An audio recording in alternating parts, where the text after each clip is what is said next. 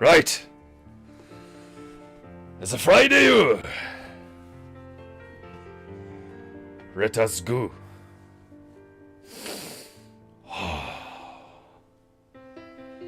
Myro, you marvelous monkey. Let us remind the people the meaning of beauty and honor. 3 Totu, welcome to PEINTEINGU. It's a time to get the chi flowing. Here we go. Painting goo goo goo goo goo goo goo goo goo goo goo goo goo goo. Painting goo goo goo goo goo goo goo goo goo goo goo goo goo goo.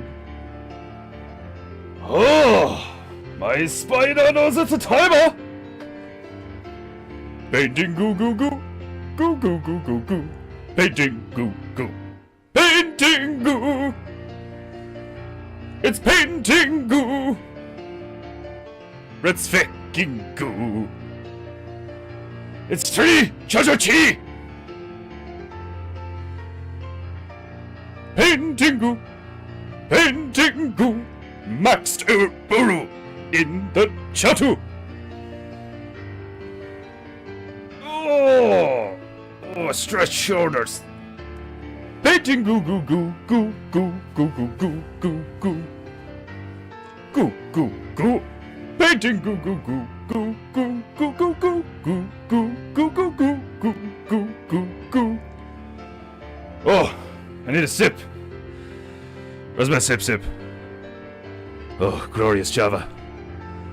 Painting goo goo goo goo goo goo goo. Painting goo. It's PEINTEINGU.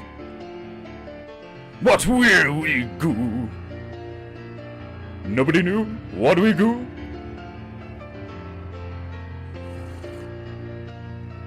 Oh, that's hot coffee. Glorious. PEINTEINGU. Ah, my chi is beginning to flow.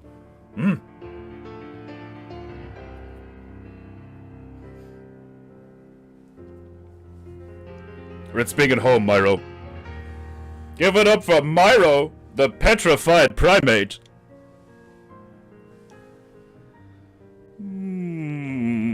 PEINTEINGU.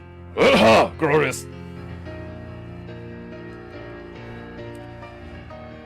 PEINTEINGU goo goo goo goo goo goo goo goo goo goo goo goo goo goo. PEINTEINGU goo goo. It's painting feckin' goo. Let's PEINTEINGU. PEINTEINGU. What will we do? Nobody knew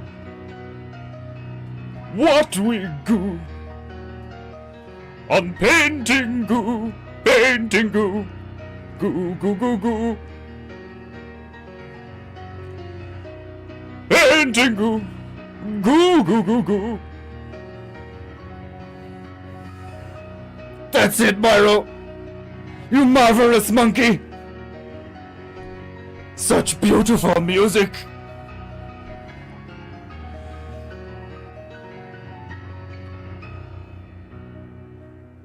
PEINTEINGU. PEINTEINGU. It's PEINTEINGU.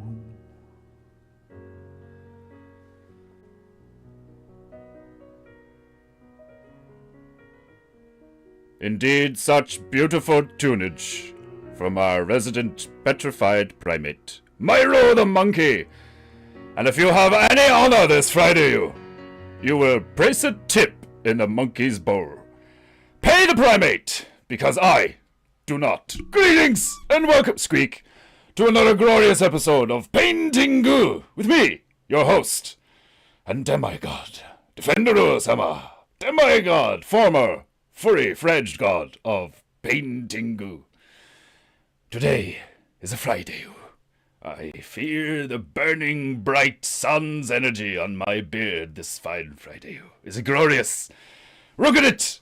It's shining brightly on the Mapu. A rigid Mapu. It's cheap, Mapu. If I had a better Mapu, probably would be frat Mapu.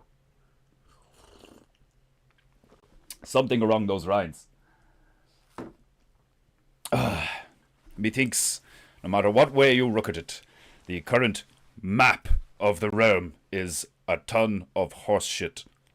Horse shiter! As we say in Japu. Right! Please excuse me, whilst I descend into proper paintingu posture. Are we cripping? Am I losing frames? Where's my thingy? Ah, the stool is stiff again today. What are we going to do about this, Carlos? We could apply some of your famous tiger balm. What do you think? I love it when you just sit there and nod at me, Garos. Looking at me. I know you can see me through the bucket and sunglasses with your hyperactive X-ray vision. Look at him. Look at him.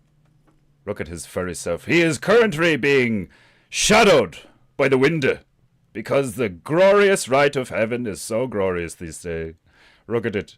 Brightly shining on the little paintingu hut as the feeble mortars pass by. Here it is still Christmas, because we are so lazy and the female is so bad at her job that the decorations are still ubiquitous. I said it again. I said my favorite word. Ubiquitous. It is glorious. Like my top knot. Is it not epic? Is my top knot not just fucking epic? Its fruffiness wards off Onis, if you didn't know that already. The demons, as we call in Japu, Oni, are no match for the froppiness of my top knot. Somebody has a paid for paintingu! Glorious! Who has honor this day? This tip is for the lazy monkey. The lazy monkey? Did you hear that? Myro, you are being insulted by a Canadian. And tell Goros he can bugger off back to Colombia. Both of you are getting it. Both of you in the corner. Ouch. I have replaced him. Pleased to have a dinging of the dong. Ah, Saburo-sama needs his chi cleanse this fine Friday. Allow me to facilitate your cleansing, brother Saburo-sama. I send cleansing vibrations through the interwebs to cleanse you of your dirty, filthy chi, you despicable mortars. Believe me when I tell you that being half mortar is one of the worst things I have currently experienced in many ways. I have existed for many an eon at this stage, and I can tell you now that since my very recent banishment, I mean, what's 2 or 3 years to me? Pff, but a fleeting moment. You think niggers are bad? Imagine what gods are like. Time? I literally helped make time. I was there when Kronos did his thing. It was hilarious. So many broken crocs. So many discarded broken crocs. He looked like madman by the end. It was beginning to get melancholy. A tad melancholy. So, who is here in the chatu? Who has honor this day apart from Saburo-sama? When's the last time you committed seppuku, brother? Have you been good of late? Have you stayed your braid because your honor is intact? If so, I do not believe you. I do not believe it. As a Canadian, you probably have to commit seppuku at least once a day.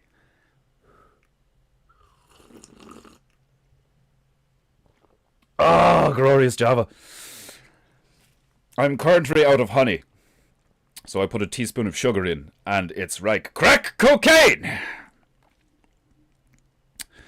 3 Tortu-sama, Max Baro-sama, Grifu-sama, Desmondo-sama. Excellent, excellent. Tip Prairie Bowl? Oh, how dare you, 3 Tortu. Coddington-sama would be proud. Coddingtonu. As if Coddington isn't enough. Coddington Sama. It's like fucking 6 syllables.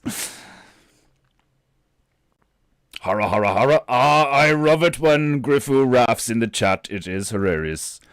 Praising a tip in the monkey sounds grey. Ah, but it is necessary. It is indeed necessary. And you're not praising it in the monkey. You're praising it in the monkey's bowl. So, it's not that gay. If you must be semantic about it, you are still praising a tip. Quotations. Inside a Vesser. Quotations. But if you're going to get that semantic about it, you're doing the same thing when you make love to a female. So, you're treading on thin ice. Hello, I am arrived. Ah, Desmondu has arrived. The stream can now begin. I am guilty of the same. I pine reed steer hangs from our frontadoru. Ah, indeed. It is hard to shake off the merriness of Christmas, from my experience. Despite being a hilariously mixed bag of belief systems. I mean, what's with the star on the tree? Stars don't go on trees. Trees don't grow stars. Have you ever seen a star grow in a tree? No! Why do we do these things? Why haggis? Scots are disgusting. I'm just going to ask a lot of why questions now. Why? Why isn't Trump the president of Ireland? Why? I love this madness. Me too. Me too, Tretatu. I also love this madness. You know why? Because this madness comes from me. No matter how stiff your stool is, don't push too hard. I always allow the stool to do its thing. I simply gently pour the river, as is required for the stool to descend. After that, it's all up to the stool. If the stool is quick, if it's slow, if it's stiff, if it's cold, if it's warm, if it's greasy. One must just go with the flow. Don't remind me of actual stool. After becoming half mortal, it was one of the most horrific things I have ever had to experience as a divine entity. Expelling waste from one's own corpus is just horrific. The smell. And the guilt. The guilt from a satisfying shit. You want to talk about shit that's potentially gay? What happens when you enjoy a shit? It's terrifying. Something that should just disgust and horrify any moral, honourable mayor. Never mind female. Mayors are allowed a bit of leeway because we are generally more disgusting. However, shitting. It's tantamount to baby murder. Should not be. I request a remake. I can't remember which god originally made all this shit, but made all this shit. Just looking at a pile of shit. Who made this? Like the scene from Jurassic Park. What the fuck? Who made this? Who put that there?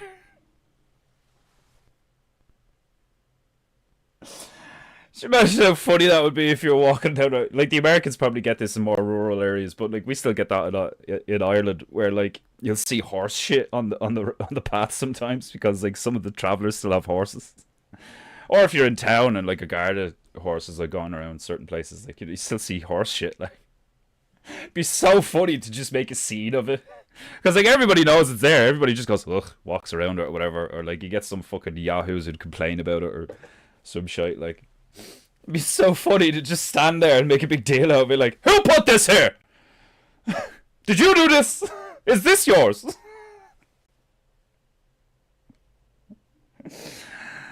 Oh fuck! Right. Get that shit out of you! Yes, it is better out than in. Shrek was right. Been a while, actually. My abdominals are mostly healed now. It's like the amount of accumulative scar tissue all over fucking Stabaru's like abdominal area, like.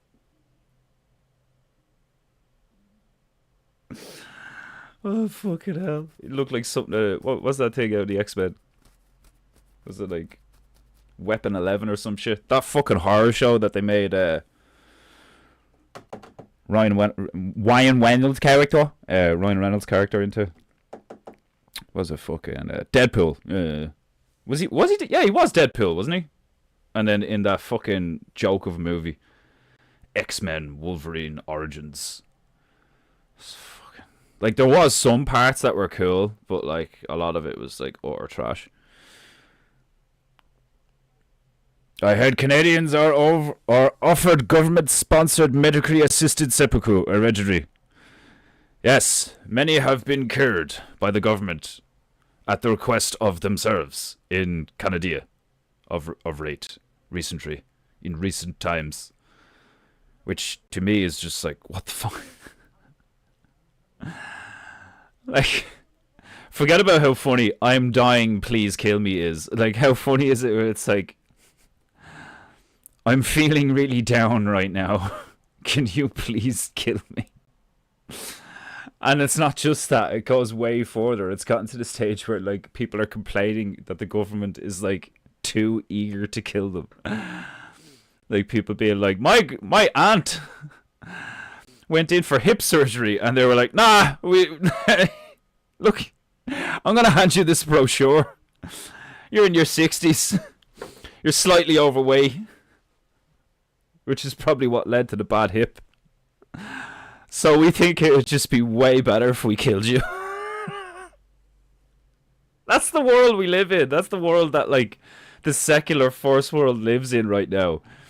Is that like completely like we don't need AI. We don't need Skynet to like, oh, the soulless, you know, only logic, cold calculating metal entities are gonna come and kill us all. Bunch of fucking naked robots. It's like we don't need that.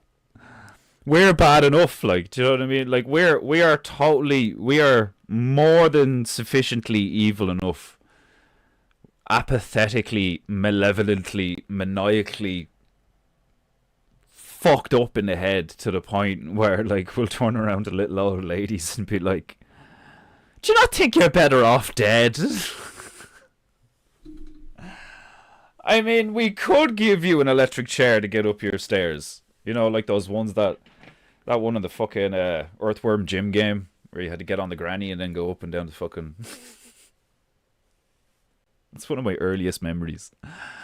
Is the Earthworm Jim video game where like there was a bit in one of the levels where you got on top of an old lady who was sitting in one of them chairs that goes up the stairs.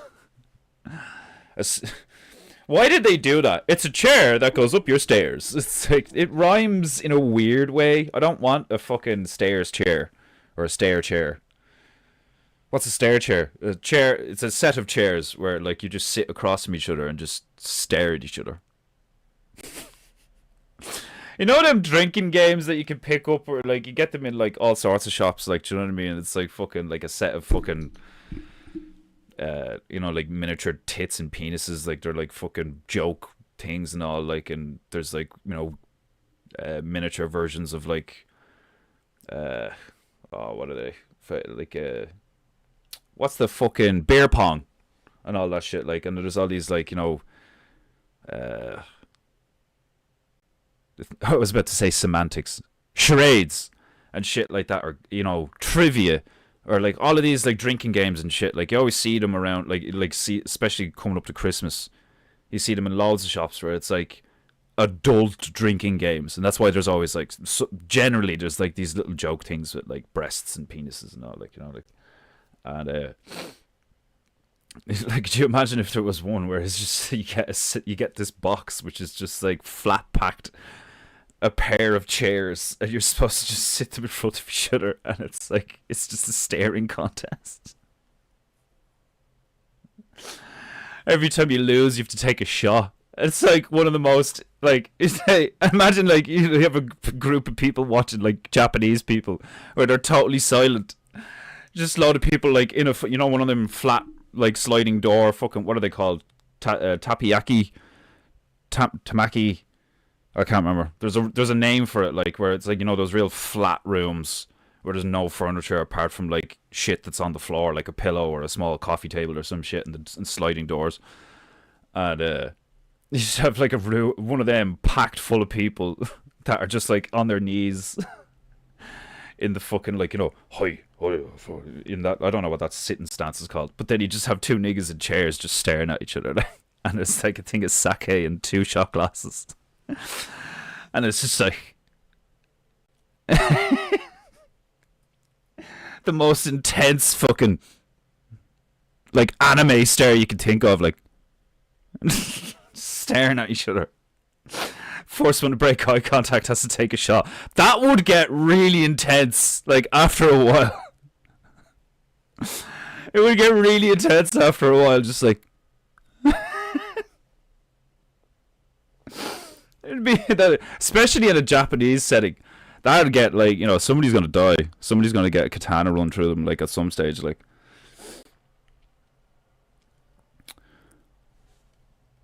must have been one of the Indian gods who made the poo poo. Has to be one of the Hindus who came up with the poo poo. You are correct, Max Doudbear. My good friend's father that took that route unfortunately had terminal lung cancer. I didn't know that. Did you tell me that already? Good friend's father took that. Like, how recently was that? Last few years? That's crazy. The terminal lung cancer was like, fuck it. Give me it. Castroville is set on death before Tylenol? What the fuck? Castroville is set on death before Tylenol. Griff, what are you on about? Worst one I heard was kill thyself before wheelchair ramp. Yeah, the one I just said. Yeah. That was the worst one I heard. Yeah, fucking, and and she wasn't even like old. She was like in her 60s or something. Like she wasn't like 70, 80, 90. Like she was getting old, but she had like a bad hip or a bad back or something. Like so, she applied to get one of those electric chairs put in her fucking stairs so she could just sit on the thing and get carried up like. Which I'm totally against that in terms of like medicine. I completely believe in like if a physician, if a medical expert, if like a fucking whatever you want to call them is going to diagnose you with a problem. It's like, okay, you have a bad hip, like she's got a limp or like she's like leaning to one side or like when she puts pressure on her left foot to walk or something, she gets a sharp pain in her hip or whatever, like or if she did just like fall, break her hip and it healed badly or something, like physiotherapy, like movement is medicine. Drink plenty of water, and you try and get sunshine on your face and your hands and like on your chest or belly if you can as well, like try expose as much of your flesh to the sun for like certain periods of time, like soak up that vitamin D. You gotta soak up that D.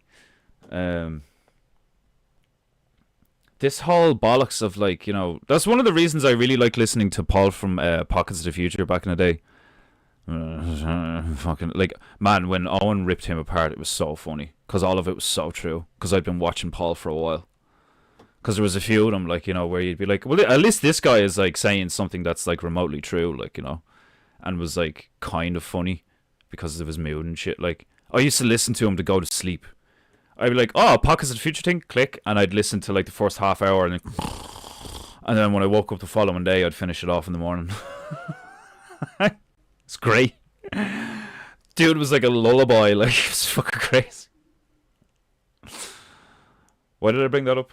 Oh yeah, allopathic medicine and all that shit. Like, fuck all that bollocks. Like pills and like needles and all that shit. Like salves, creams, like stuff you put on your skin that soaks into your skin, shit. Like, sure, maybe like imbibing medicine and like like I'm sure, like I'm not, well, I can't say pills because obviously there's like a form of pill you can make that would probably be really effective and good for you if you made it just out of natural materials and you just boop.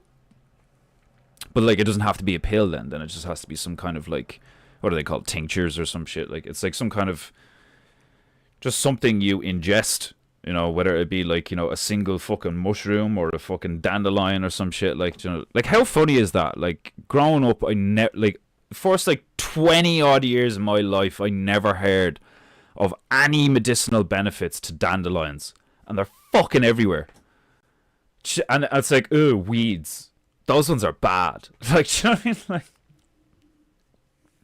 it's so funny how we've been like, not just like whatever about the truth or shit, or like they've brainwashed us, they've controlled our minds, like to a degree, sure, psyops and all that shit, like, but just the basic fundamental shit of like being told that like Santa's a thing, and then that turns out to be a lie, and like all of these laws that like if you break the laws you're a criminal and criminals are bad and stuff, like, and then you grow up and you pay attention and you're like, but there's loads of people who are like in positions of power who are like blatantly criminals and they're still in positions of power. Like, what? How does this work? It's like, and then you realize that like the only way you can enforce a law that you've made up is if you use force. Generally, anyway, like, things are in a weird state where like like. Imagine being in the position where you realize that you don't actually have to like force people to wear masks or take a vaccine. You could just be like, if you don't do this, you're a bad person. And like grown adults with like a job, family, all these responsibilities and shit. Like, that's why I think it's really funny when people are like I get why Owen does it, like, you know what I mean, and it's a funny bit and shit. But like realistically, like literally, like I don't know how else to say it, like semantically, technically, or something, like just because somebody has children doesn't mean they're a good person. And like I think it's hilarious because I've grown up in Ireland and I've seen loads of people like where you'll see the mother typically, and like I'm sure you see a lot of it in black ghetto communities in America as well. It's like you just see the ma and loads of kids and you're just like, oh fuck. It's like, because they're like maybe one of them, like, do you know what I mean, is gonna like grow up to be like a decent person who's just got like issues from childhood, like, do you know, like similar to myself, like, do you know what I mean? It's like I didn't have like a fucked up childhood, but I didn't have a great early teenager to like mid-20s, like, do you know what I mean? It's just like loads of family shit. Like family shit is so, that's why families are so important. Like a good healthy family is so important, because like the impact of a shit family environment or no family is so detrimental, not only to the individual but like society at large, because you get these people who are just like apathetic survivalists, predators. They develop a criminal mentality. Like they develop a mentality of like, well, I gotta get mine or I'm fucked. So like, and why would I trust any of you if do you know what I mean? Like I got a bit of that after my parents got divorced and there was all this drama and all this lying and shit. Like I had a bit of like, I don't even believe my own parents, and I don't respect my own father. Like that's when if you get to that stage mentally, it's crazy. Like that alone as a teenager, forget like drugs and like, entertainment, brainwashing, your propaganda, cultural differences, fucking political shit, getting involved in gangs. Like forget all that for a minute. Just that fundamental, like, I don't respect my father or believe half the shit he says, and I don't respect my mother and believe half the shit she says. That like completely changes your world. Completely turns it upside down. To the point where you feel like you're completely on your own. Even though you're not. You're not physically on your own. You're surrounded by people who, to a degree, still love and care about you. But there's these fundamental things in my mind, which I know I'm not the only one. You start putting up barriers because you're like, in order for me to maintain, 1, my sanity, 2, my peace of mind, 3, my personal like safety and like, emotional, mental boundaries and shit like that. Like, you need to like draw lines and set up boundaries. So when people do something that like trespass against you in certain ways, if you don't learn from those lessons, it's going to keep happening, or it may even get worse and happen worse the next time. So you start adapting, you start surviving, you start like going, okay, I don't want that to happen again and shit like that. Like, and like, don't get me wrong, I mean, like, I fucked up, I didn't do a great job. I surrounded myself with a bunch of people who essentially were just kind of like using me, not in a malevolent way, like, do you know what I mean? But that's what like it was for the most part. Was like, my office where everybody went. We all got to smoke weed. We got to play video games. Like, I had the run of the house because I didn't listen to my mother. All that shit. Like, so there was an environment where I was like, let's just all chill out here, and I loved it because I was like a kingpin. Like, do you know what I mean? Everybody brought the stuff. I shared the stuff with everybody that came. Like, you know, fucking, it was awesome for like a bit. You know, for like a few years, and then it peaked, and then it dropped off to where it was like it just fell to utter shit because like we weren't actually there and around each other for the right reasons. And society is the same. It's like trust and love and responsibility and like and loyalty and all these fucking things are so fundamentally important to like existing within each other space harmoniously without conflict, that you have to like, you have to respect that. You have to be like, you know, like, don't be a dick, don't fuck up, like, don't do these things, like, do you know what I mean? But people excuse that behavior with like victim mentality, and you know, and then like some of them are just predatory and shit, like, you know. So all these like behaviors that we know are fucked up and detrimental to each other and society, we just do them anyway and then excuse them because we all feel like shit. And like, when you start experiencing shit like that and your fucking frontal cortex hasn't even like, you know, finished growing, whatever, like, you know, if we believe that shit, like, do you know what I mean? Like, I'm at a stage the last 7 years where like I'm speculative about all data that comes my way, all information, no matter the source, you know. Like, even if Owen says something, or a bear, like, you know, which is probably like one of my top trusted, like, you know, okay, well, if they're saying it, it's probably true, you know. Even then, I'm like, oh, well, I haven't seen it, I haven't touched it, and I wasn't there, so I don't actually know. That's how I operate. I don't believe anything until I know, and then when I know, I know. But up until the point where I know, I have faith in shit. But I don't believe like fucking anything in the initial. When data comes my way, I'm like, okay, sounds cool. Like the Trump assassination and shit like that. Like, when I first saw that, I was like, I don't know, that just doesn't look real. Like, what are the chances of one of those fucking lefty loonies? Like sure, psychos have gotten a hold of guns before and made their way into areas because of lax security and shit like that. Like, but really? Getting up on, like, in that scenario with all them lines of sight and like everything's real low and like there's not like a lot of cover around. Like, I've seen the photos and shit. It was like it almost looked like a football field or some shit, like, or a college grounds or something, like. And this nigga's just up a ladder on a rooftop with a fucking rifle, and like Trump just so happens to, you know, be positioned or turn his head in such a way that it just clips his head. Like, it's definitely possible, but like, it just. And then the whole thing where everybody had that thing in their ear, and I call that shit. I was like, they're all gonna fucking clip their ears in solidarity, and then the fucking following day they all had the bandage on. I was like, I can't believe, like, it's amazing and fun and hilarious, but it's also mind-bogglingly insane that we live in a time and space where the most ironic, most comedic thing you can think of is probably what's going to actually happen. And when you realize that's reality, like, that's cool. That's cool. Really ironic, really comedic shit has been happening. Like, look at Trump getting inaugurated. Getting rid of DEI. Like, it's just like all these TikTok videos of all these liberals, like, ah! Like, it's great. It is. It's very cathartic for somebody like me. I'd say it's cathartic for loads of people, because the last like 10, 15 years, like the media, the news, the fucking everything's just been so shit and depressing and gaslighting and bullshit and like all this, like, you know they're lying, but like there's nothing you can do about it, like, and all this crap, like, and you're starting to see it now where it's like, no, let's just be real because it's good to be real, and it's awesome. It's great seeing on like other people's YouTube videos and shit and streams and stuff. It's great seeing like that clip. Wasn't that Andy dude that did the fucking if porn didn't exist, life without porn? Wasn't it that Andy fucker?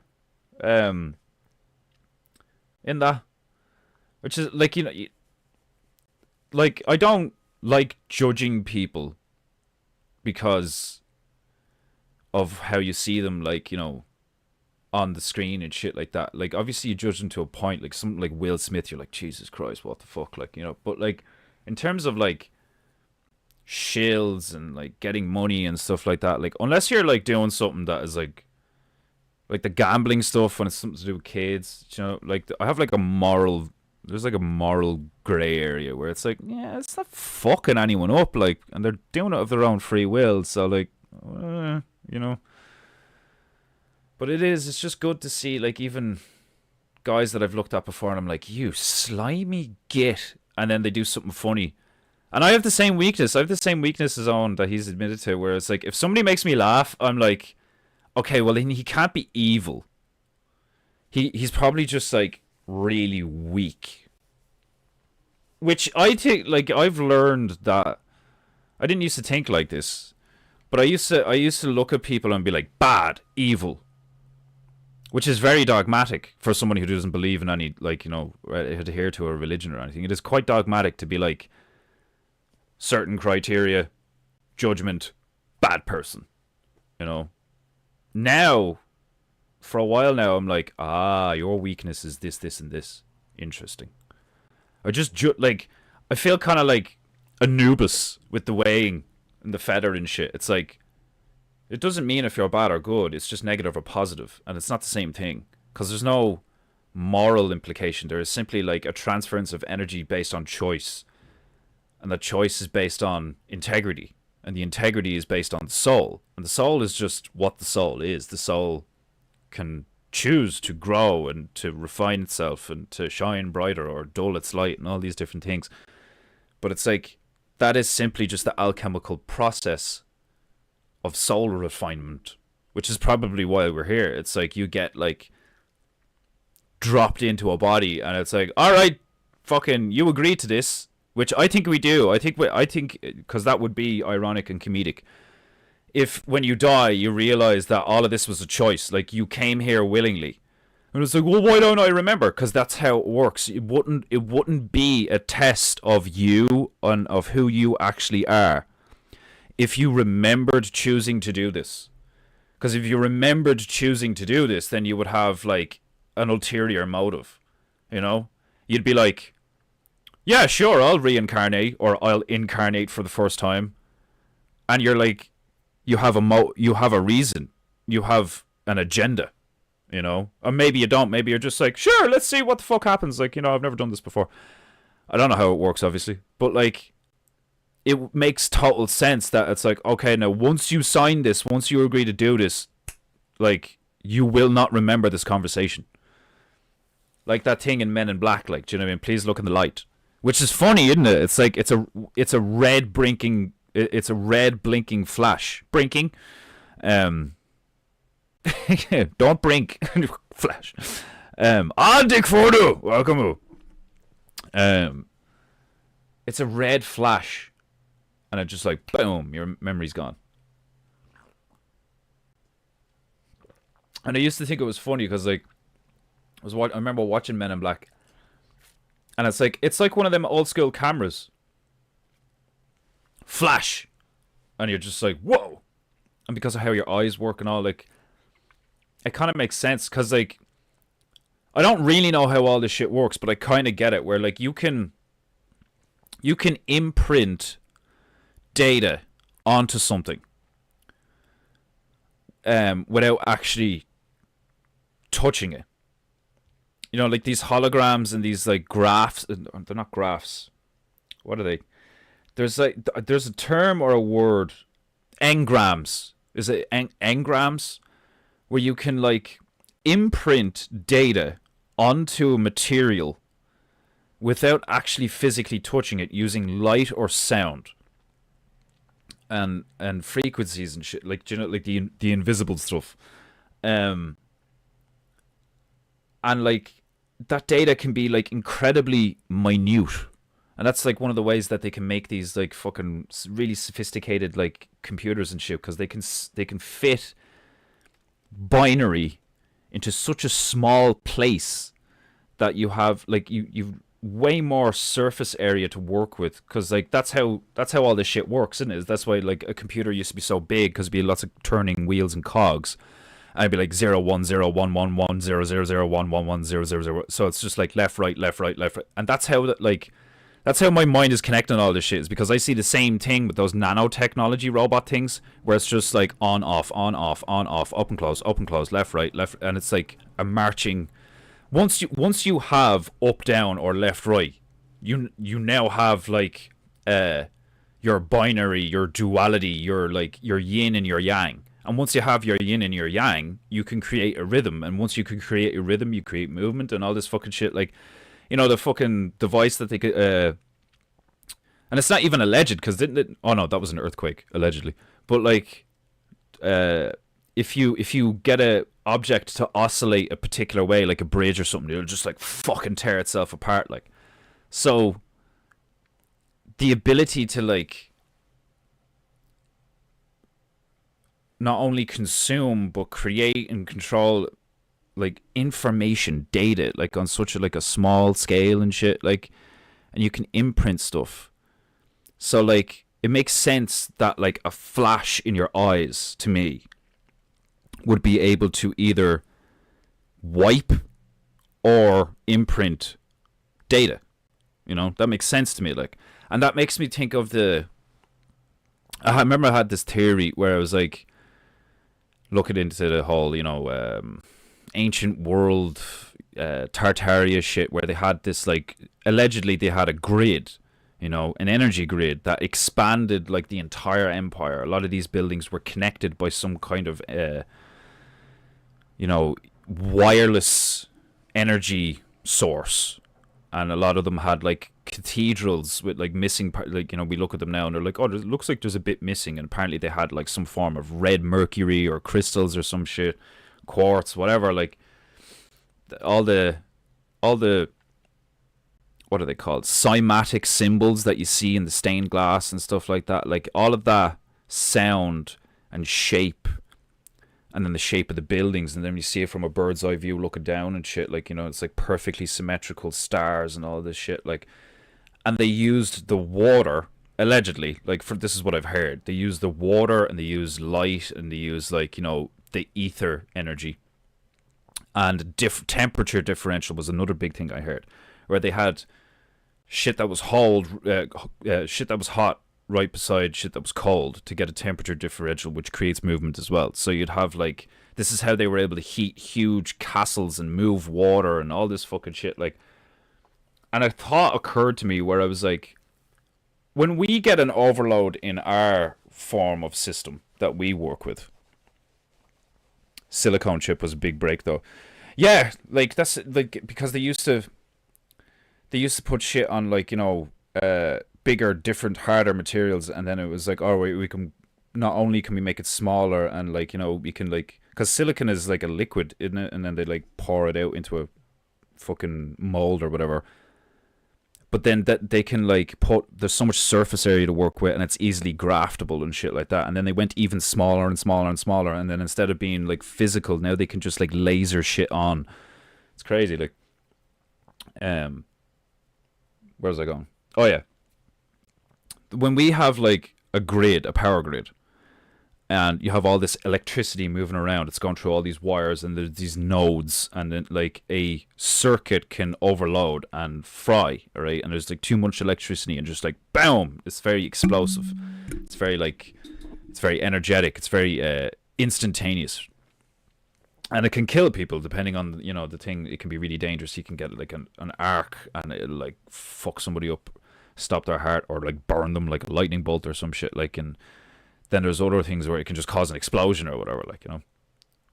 And I remember thinking, if they had, if everything was connected, and it was this like, you know, very very efficient, very clean, you know, everything was real beautiful and neat and tidy and symmetrical and all this shit. What would be the, like, you know, ironic comedic weakness of that? Like, do you know what I mean? To me, it would be like, you know, it's really, really, really, really good, almost perfect, unless something like stupid happens and then like boom, it's all gone. And like I remember thinking, I remember seeing the that image of the moon, where they're like, if you take the surface of the moon and then you line it up with the map and like you do a negative or whatever, it's like all of our known realm is on the moon here, and then there's like all this that's unknown to us, and this is the outer ring, so we're in this ring and this is the outer ring and all this shit, and that's why it looks like that in the Prague clock, and it's a big thing that like moves around and all this shit. Like, I think a lot of that is definitely true. I think the realm is vast, and like much more vast than we think it is, and I think there's like Venn diagrams of like where the light and the heat is, and I think it's probably like a yin and yang. I'm like, could you imagine if like there is a black sun on the other side of the realm that casts shadow instead of casting light, and like that's how all this work is, that there's a bright burning warm light, and then on the other end there's a fucking black cold dark absorbing like darkness casting energy or something, like, or black hole, whatever it is. Like, because I know people are like, oh, it's the sun and the moon. It's like, the moon's weird, man. Like, I think the moon might be a hologram. I think the moon might be, and this is where I was going with this huge rant, right? Is because when you look at the flash from the, like, please look here flash, or you look at the old cameras where they had the phosphorus, right?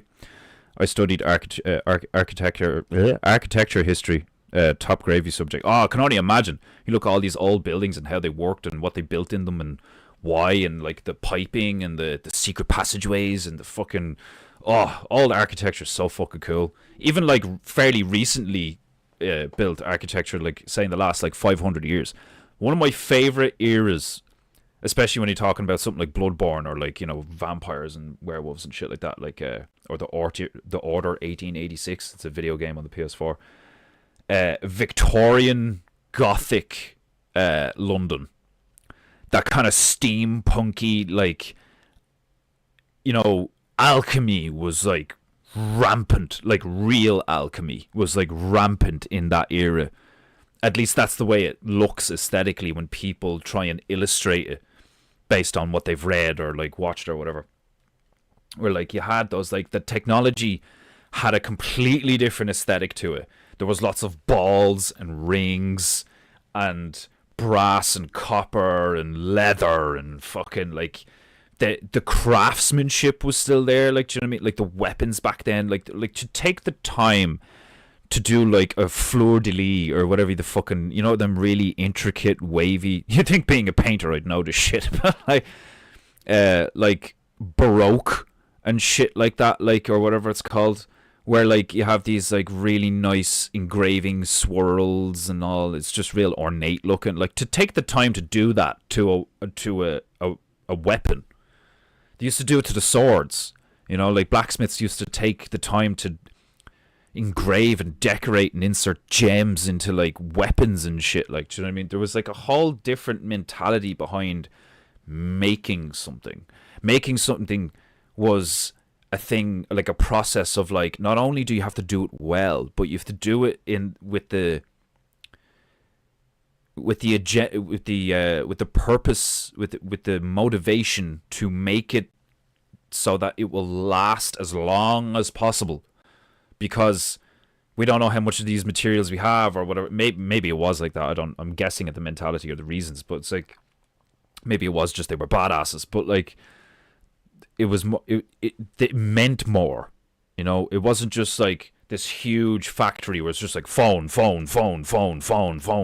Like you would have to make an order for something to be made and then wait for it to be made. You know, and you have to give them plans and like what it wants to look like and all, and that's blueprints and shit. Like, it's just so like back then there would have been a closer relationship between the analog, the real, you know, and like creation and shit, where now a lot of it is like done cerebrally and then digitally and then just printed, you know.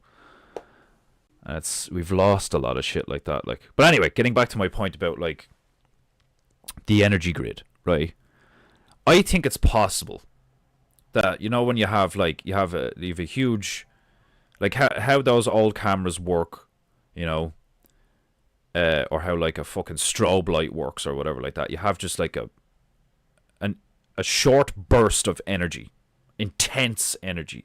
It's just like beep, and that short, but the swiftness of it, like it's here and gone as quickly as it comes, it leaves, is jarring, and tends to have an effect that you can like capture. Do you know what I mean? You look at photos, you look at like flashbangs, and like from how I've never been flashbanged before, but like I've had a similar effect done where like, you know, your eyes haven't adjusted to the light at all, and then somebody just turns or your eyes have adjusted, somebody turns a bright light on, and you're like, whoa, shit, and like for a second your eyes are like showing what you saw, but they won't show anything else. It's just this photo in your eyes, like, and like if you stare at the light and then look away, and there's like an imprint, just like an after image. What if this, you know, and the Gardner fella and his crowd, like a lot of people he talks to, and it was a understanding conspiracy and shit. They're talking about like, you know, how was it the Byzantine era? Was that the era of Christ? You know, the Christ consciousness, where they like everything was like really like just opulent and like superb and just excellent, and like, what if the downside to the empire being so vast, so interconnected, and all of that energy flowing so freely, and it being more than enough energy to do everything we needed? So that means there's a ton of energy flowing all over the realm, or at least all over the connected realm, which allegedly, from what we found, was vast and expanded most of the realm we now know. You know, you got all these structures on all the continents, on all the known continents in various areas, and it's all like, these all look from the same era or the same time or the same people, the same civilization. Like, so could you imagine what like an overloading of that kind of circuit, an overloading of that kind of circuit would be? Art Nouveau is a great design to look into. It's about the underworld. I'll give it a look. I love the methods of natural air conditioning they use in the Middle East, like a rocket stove in reverse, just using air and shapes. Yeah, like that's why I'm kind of obsessed with like just geometrical patterns and shape. Like that's why I got big into the symmetricals and shit. I've said that a few times, because like the shape of something is very important, which is funny, isn't it? Because like that kind of like, and I don't really know, like I kind of do know why, because it's like the shape of something usually implies its purpose or what it can do or how it can be used. You know, something pointy can stab things, you know, penetrate things. An edge can slice things, like so on and so forth. So like, is that why the shape of the realm is so, you know, that's why so many people are so bent around, like, you know, is it a ball? Is it flat? Is it a donut? Like, is it a disc? Like, what's going on? Is it in our minds? Is it like a hologram, like projected by our consciousness or some shite? Like, do you know what I mean? Like, I get why people are like, I want to know, because if you knew what the shape was, it would tell you more. It would give you more data to work with in terms of like, well, what is it? What's the purpose? Like, do you know what I mean? But anyway, anywho, an overload on a realm-wide grid of that kind of energy, I don't know how it would work. You know, like I don't know the ins and outs of like like what happens when, like, what does it look or feel like, or how dangerous is it when power like that fucks up, when somebody makes a mistake, you know? Like if they're making a new cathedral and somebody fucks something up, was it really dangerous? Or was it like, it's fine? It's just like turning off a light switch or some shit. It's like, oh, we fucked up, let's try again. Because like when you fuck up with certain things, people die, you know? If you're like trying to make certain materials, you can fuck up and you can kill everybody in the room, you know? So what if, like, and this is just like a wild fucking theory, but it looks like one of my wild theories might actually be true. I'll talk about that in a sec, or might end up becoming true. What if the realm-wide circuit board, because that's probably what it would have looked like from above, what if the realm-wide motherboard that they made somehow overloaded in an instant, or short-circuited, or whatever term you want to use, there was a surge of power that burnt out everything, right? What if that's what happened? Just like, boom! And like every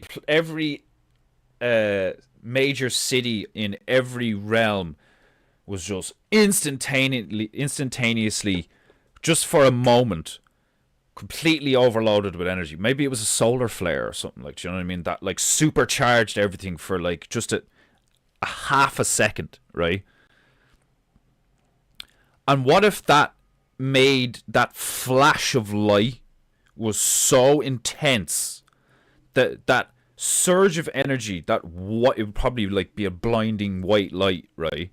If like all the like if the entire energy grid of, because it's all interconnected and it's all perfect and it's all, you know, this beautiful flowing economy of energy all over the realm, and then boom, because there was just kind of some power surge.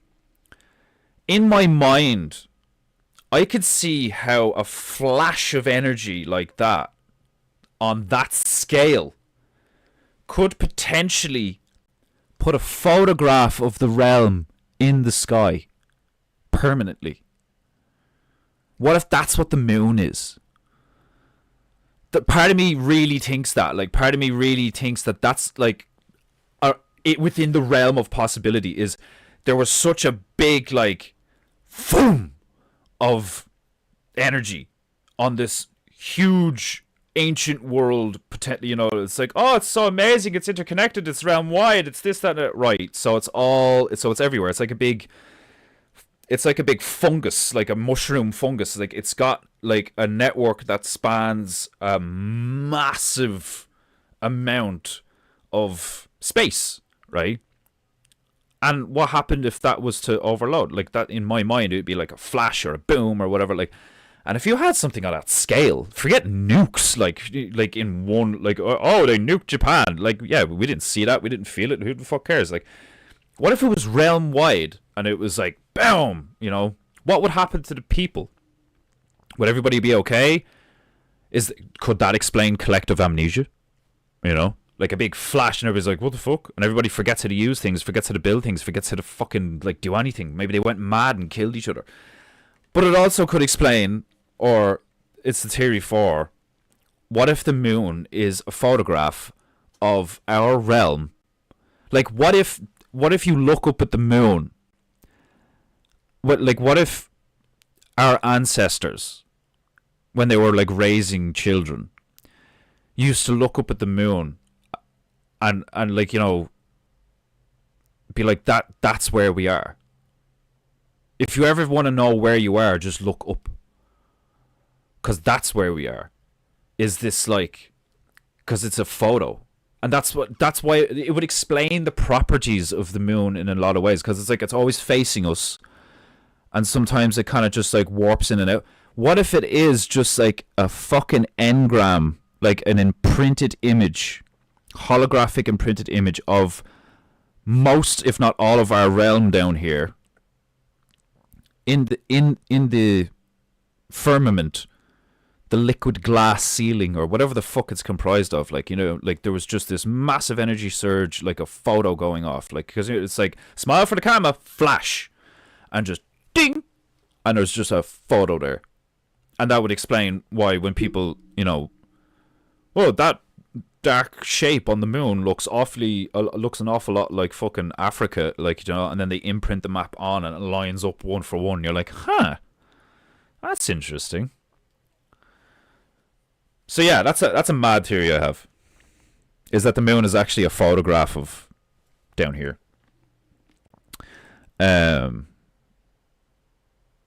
Scoutsparrow, welcome. Yo, don't know what happened, then my phone spazzed out. Happens. Phones have a tendency to spaz. But yeah, I was catching up on Owen's streams, and he was talking about that owl movie where they put the little bit of metal in the owl, and then they use the magnet machine, and it like pulls the owl and shit. Sparked my mind immediately. Where like a while ago, I remember like maybe 2 years ago now. Can't remember if I was talking to one of the bears. I think I was like a fucking I can't remember if we ended up calling him Bisto Bear, but it's a MKP kid on Instagram. Big truther, really really good bloke, and he's an electrician. That's funny. I think I was saying this theory to him. Might have been somebody else, but I think I definitely said it on the stream at one stage, where a few years ago it was like in the news, it was floating around in the zeitgeist that the world's most powerful, allegedly, electromagnet, like, man-made electrical powered magnet, was moved to like Nice in France or something. Was moved to someplace in France. And I think this was just like right before or in and around all the vaccines and the fucking all the shit going around about like what's in the vaccines. Is it graphene? Is it like metallic and all this crap, right? And I remember turning around one time. I was like, oh, so what if they get a lot of people to take an injection, and that injection has particulates in it that are highly susceptible to magnetism. And then you take a really powerful magnet, like the one they just moved to France, and when everybody's full of metal, they just turn the magnet on and stop everybody's hearts. And just everybody drop dead in an instant. And then you could play that off as some kind of catastrophe. As some kind of, Holocaust. A overnight genocide or some shit like that. Like, now obviously it wouldn't be genocidal levels because you'd like, I don't know, the range of the magnet or something, but like you could probably kill in and around, let's say 5,000 people, just like that. So like more than died in 9/11, but not like tens of thousands or whatever like that. Like maybe they could, I don't know. But I could totally believe that you could get people to take an injection that has particulates in it that are really susceptible to magnetism, and then you could wait for some. Is it the Arc de Triomphe in France? That's like a big area. That's like a nice big, open wide, there can be a lot of foot traffic there. The Vatican would be another place to pull it off as well. Where they like all those people meet up in that fucking that big round with that big round area with the fucking is it the monument in the middle, the big pole and shit. Like you get one of these like areas that you can fit like thousands of people in, and they're all like shoulder to shoulder, and you just flip a really high powered magnet. Or like what about the 5G towers? What if it doesn't have to be magnetism? It can just be like a frequency, And I'm not talking about like melting everyone or whatever. You just do it enough to like stop everybody's heart. They'd all just drop dead, And then you could play that off as like, oh, it was a gas attack. It was a biochemical weapon created by China, Just a theory. Just a theory. Shall we play some music? I needed to get all that out of my head. It's just one of those days where I needed to get all of that out of my head. Because I'm thinking. Right, it's Friday. You know what I'm in the mood for?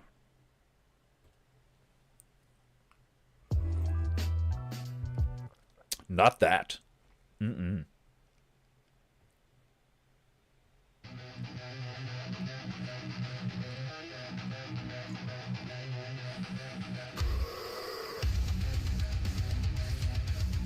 Oh yeah! Gonna drink my coffee while it's still warm.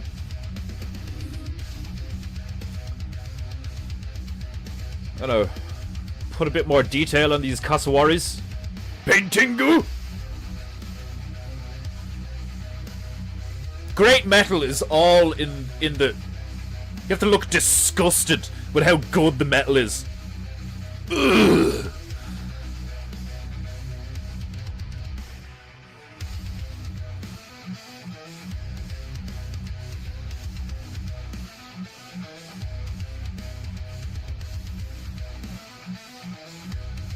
Stuff to do in the alligator as well.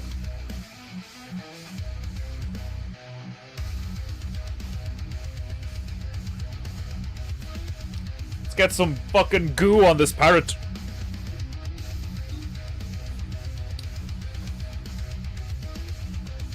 I don't want to waste any, actually. I'm trying to be even more frugal with the goo these days.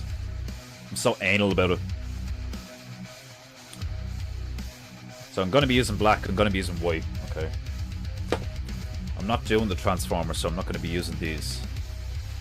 PEINTEINGU! There is some orange on the Cuswaters.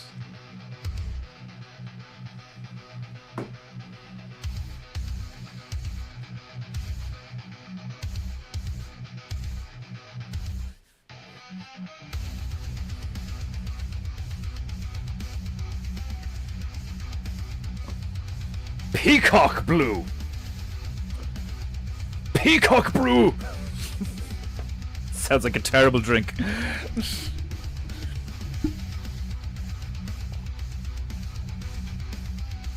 Check goo chat. I dropped a vid there for you. This is what they are doing. Frequency controlled microbots. Oh, you mean the little... Are you talking about the little nanobot things that can like network with each other just based on... my phone... I don't have my phone. Sorry. Wait, oh, it's in the, if it's in the goo chat, I can check it on this. Where am I going? There we go. Telegram. PEINTEINGU.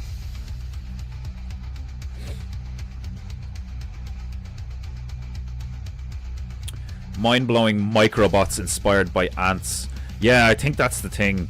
It's just like an off-on thing. And aren't they like these little I'll have a look at it after the stream. But correct me if I'm wrong, is that the they're the little like they're basically just like a tiny black box with like two little black lines coming off them, and they just go like 1 2 3 1, like, well, not even 1 2, they just go 0 1 0 1 0 1, on off on off on off. And because they can have so many of them, and because they can program them like that, like you can create like sophisticated fucking like structures and networks of them and shit. And I've seen ones that will find each other through space. I think they have them suspended in a liquid or on a platform, just a white desk or some shit. And you have like a line of them over here and then a node of them over here, and they just find each other and connect. It looks like Venom. It's the fucking like this shit I seen is like nightmare fuel for like, you know, truthers who can't handle that shit. Like, you know, oh my god, they're gonna kill us all. That type of stuff really excites me, you know, because it could be used to like do some horrible shit, but like you can say the same thing about guns, and I fucking love guns. Who doesn't love guns? Like, you know, hey Margie, welcome home, Margie, sama. So when I see stuff like that, don't get me wrong, there is a part of me that's like, oh no, like they could do a lot of bad shit with that. But think about the cool shit that you could do with it, you know? Like, I've often thought about like if cybernetic augmentation was like ubiquitous, would I engage in it? Would I take like robot hands or a robot eye, or, you know? And it's like, it's one, like, it is a moral quandary or a philosophical quandary, but it's also like, you know, like a spiritual thing as well, like, because like it's no small feat to alter like your actual physical self, you know, like even something like just getting a piercing is like a fairly traumatic thing to the body. Like, sure, you'd be like, whatever, just boom, done, you know, but like, I don't think it's supposed to be like that, you know. And I know people who make excuses like, you know, all the tribes with like the fucking, all the body modifications and shit. It's like, yeah, but what does that tell you? That like, because like, there's tribes that have been around and are still around, and like they don't do that shit. They're just like hunter-gatherer, fucking, you know, survivalist types or whatever. And then you have other tribes who look mental, and like quite often there's a correlation between like the more mental they look and the more like body modification they have on them, the more likely they're into a bit of cannibalism, is from what I've seen. These ones are graphene-based magnetic frequency control. They can even jump and work together. Damn! So they're basically making stuff that's like really similar to the stuff that the kid makes in that movie Big Hero 6. I really like Big Hero 6. Baymax was like such a cool character that they created. The whole idea of that robot and all, like, brilliant, really well animated. I really like that movie. But I remember when I seen it, it's like, hold on, he's after making nanotechnology, like nanobots, because like that's been around like since the 90s. The whole idea of like nanobots and nanotech. It was in G.I. Joe as well. They used nanotech to like eat the fucking, what's that, the Eiffel Tower in Paris. They fucking fire a nanotech missile at it and it eats all the metal, and the whole thing just collapses and all, like. And that's what I'm thinking, like, you know, about the whole magnetism and shit. Like, you know, it's like, you don't need a nuke.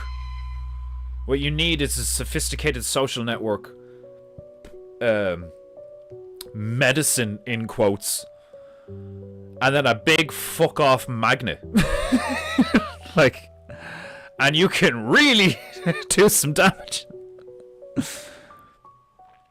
Like, I remember seeing a thing where, like, I've spoken about this before on the stream, I'm pretty sure, where they have a lens. It's like two lenses at a particular distance, right? And all it is two lenses and the sun, and they can melt rock. You know, like,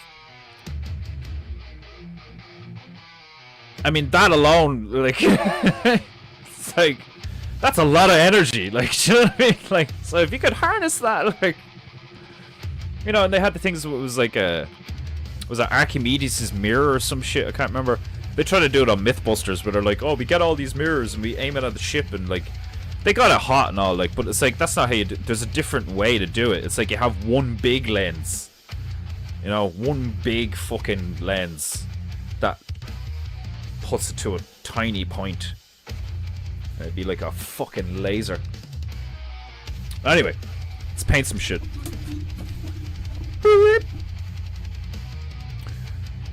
Painting goo goo.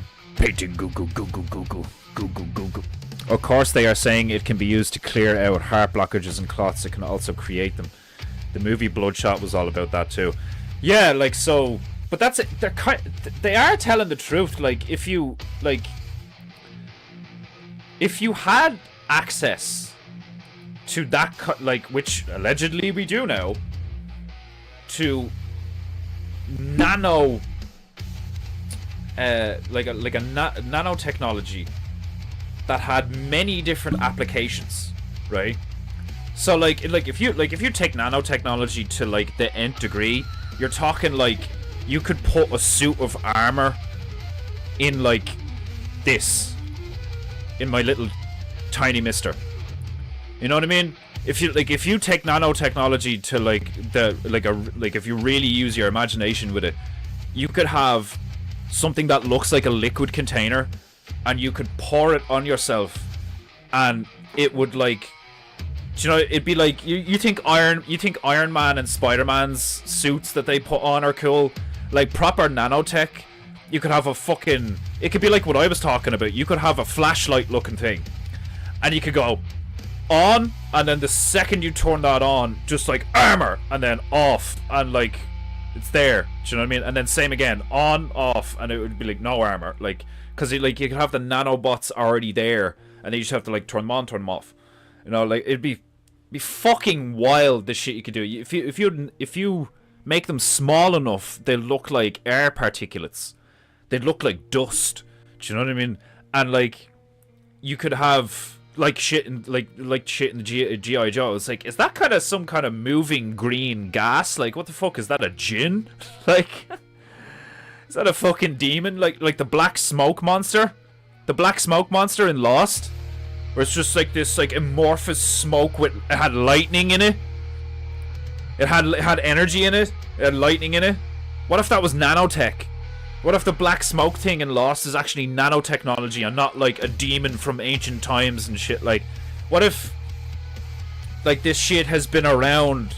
Like, what if I'm right? What if it is like you know, the black goo, the xenomorph that David lets loose on the population? He just drops the fucking the weapon, the bio weapon, on the population, and it doesn't turn everybody into xenomorphs. It just fucking eats everything. It just fucking annihilates them all in an instant, and they're all like frozen in time and shit. Like, so like, what an evil from the snow, an evil in the snow that takes many forms. Remember I was talking about this in the stream there the other day? Was it before I went to Portugal? Where like, you have an evil buried in the snow that takes many forms. What if it's nanotech? You know, it can be used for all sorts of different things. Like, you know, if you had nanotech that like is like really fucking sophisticated, you could have something that looks like the liquid Terminator out of fucking T2 at a Terminator 2 Judgment Day. It's like, it was a liquid polyalloy, you know, like, but it's actually not. It's just like billions and billions and billions and billions of tiny robots all assembling into a singular form with a singular purpose. You know, it's the same. Like, so if you could have a nanotech cloud that looks like gas, you can have a nanotech body, you could have a nanotech like soldier. You know, wild shit. You could have nanotech that looks like water, it moves like water, and you're like, oh, what's this stuff? You like go to smell it or something, like, and then little do you know that like the shit is just in you now. The second you put it on your skin, these tiny robots just like absorb into your flesh, get into your bloodstream, and you're like, what the fuck? And everybody thinks it's like, oh, it's an alien, it's like magic, it's like some kind of like, you know, chemical based thing. Like, what if it's nanotech? Has there been any recent construction done to the Arc de Triomphe? That would be a good place to hide a giant ass magnet in plain sight. Yeah, people have said that before, that the Arc de Triomphe looks like a giant magnet.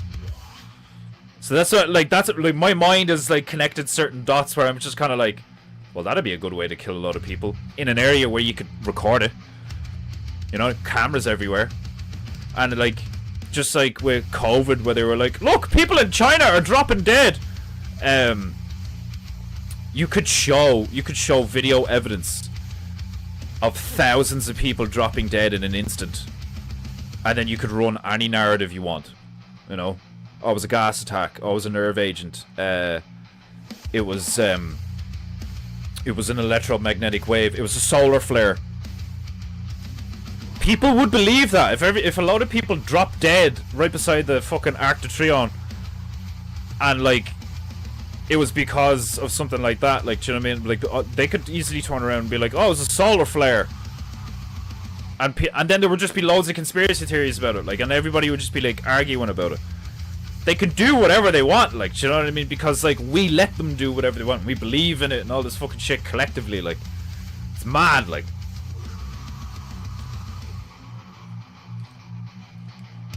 and I should probably get rid of that part of me. I should work on that part of me that like kind of wants it to happen to see if I'm right.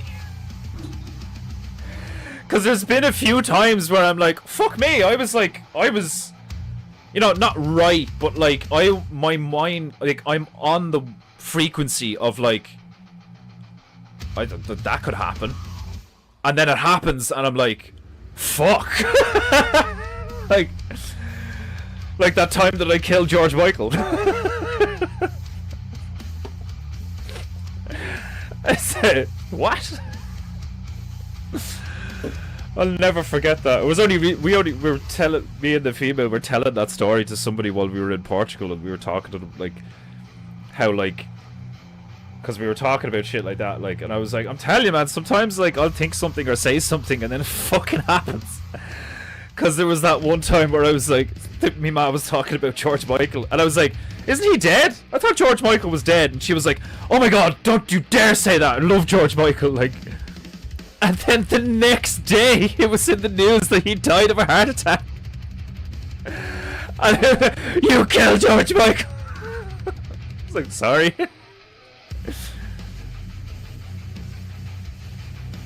How crazy would that be if, like, somebody like me had powers like that and I didn't know? Man, how dangerous would that shit be? Like, if I was like, what if this happened? And then it happened. And I'm like, oh shit. Like, you'd have to lock me away in a temple, like, with some kind of Magneto helmet on me or something, like. This guy's not allowed to think. Literally. Like, that's so cruel. Why won't you let him think? Because it fucking happens. Anything he thinks fucking happens. That would suck.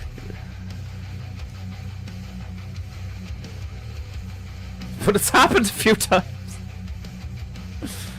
Oh man.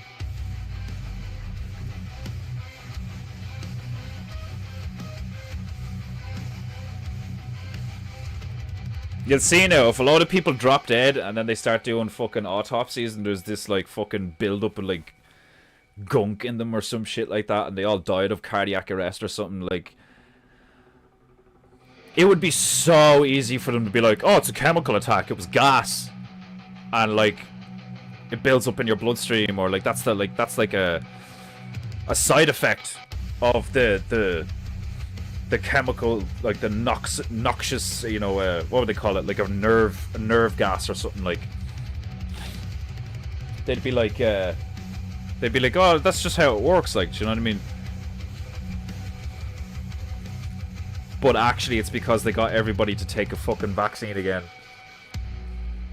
Or maybe like I don't know, maybe a lot of people do already have the shit in them. Like, maybe we're all fucked to a degree, because, like, I mean, I had a flu shot when I was, like... What year was I in school? And then, I can't remember the last time I got an injection. Like a flu shot or something. Apart from that. I'm not sure. I've only ever had a few in my life, but I think I had a few when I was young. I had a few blood tests done on me when I was younger. I had like one of them big inhalers when I was younger. I was like anemic, asthmatic. I was a weak kid. And that's what I think, like, growing up and having the body I have now and all, like, which I'm ashamed that I haven't taken better care of. I think if you're born and you're gonna be like big and tall and strong and like good genetics, I think they fuck with you. I think they take the baby and they put shit in it, and it's all based around, like, you know, oh, he needs this so he doesn't get this, and he needs this so he doesn't get that, so he needs this shot for this, and he needs this shot for this, and he needs this shot for this, and then we need to, like, you know, feed him, like I was only breastfed for a while, and then I was put on the bottle. So I did get breastfed, but not like for a long time. So like I genuinely think that like I'm alright looking, you know, like I'm fairly symmetrical and attractive physically. I've good genetics, like I've a good like posture when I'm working out and shit, like, and I see muscle definition. Like, if you were to rate, like, you know, shit genetics good genetics, like 0 to 10, I'm like a 7. 6 or 6.5 or 7. I'm like slightly above average. But like, I'm not big, you know, like I'm just under 6 foot. So like, I really wouldn't be surprised if like, I was like, born out of the Matrix. If I would have hit like 6'3", and like, my jaw filled out a bit more. Cause like, I had a few wisdom teeth and shit, like I felt like that a lot, where I feel like I don't fit inside my own body. I've had like back problems and shit, like, and I know a lot of it can be put down to like, oh, you spend too much time sitting down playing video games. Yeah, definitely. But like, I always kind of felt too big for like my own body. Like, I got a hernia when I was 8. There was just a lot of like a pressure in me, you know. It's weird.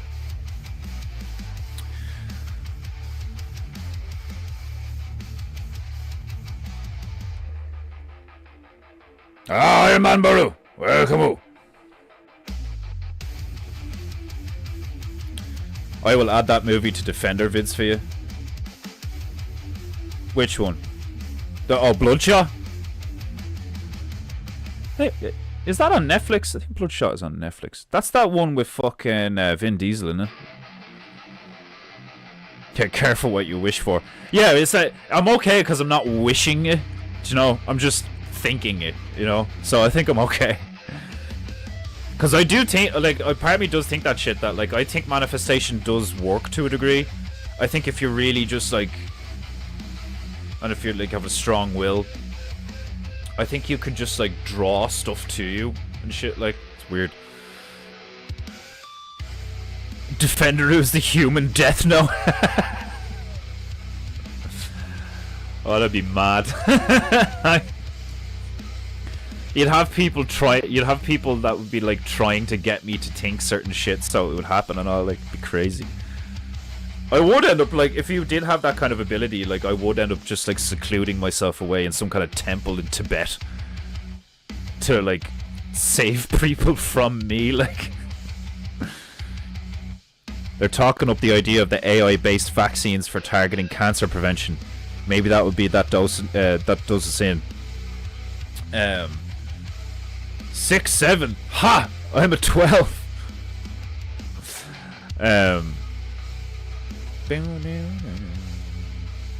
Fucking something came into my mind there.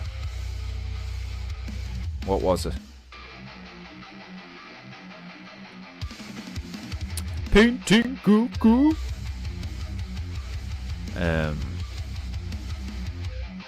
What came into my mind? Oh yeah, the AI-based vaccines for targeting. Yeah, it's like personalized mRNA and all that shit. Like personalized healthcare.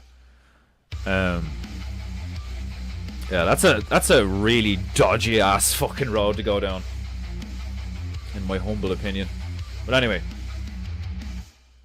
try and make these cassowaries look a bit better, and then see if we can get an alligator in here. It has to be an alligator, doesn't it? Right, yeah. Have to be careful not to do a crocodile.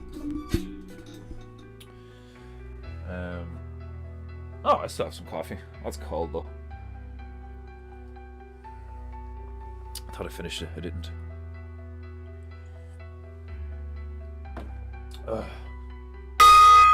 Female!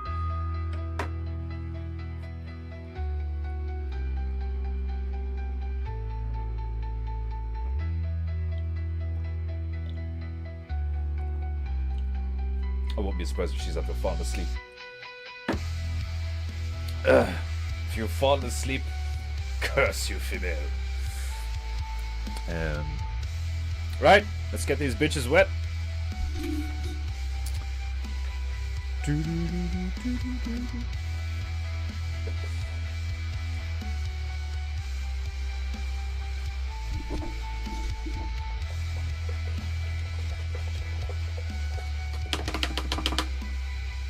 Okay. Goo goo goo.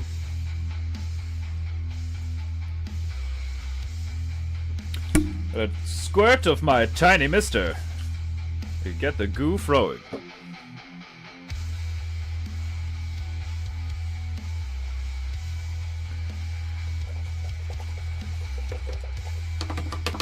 I forgot to press my royal rag on my demi-divine knee. How dare I?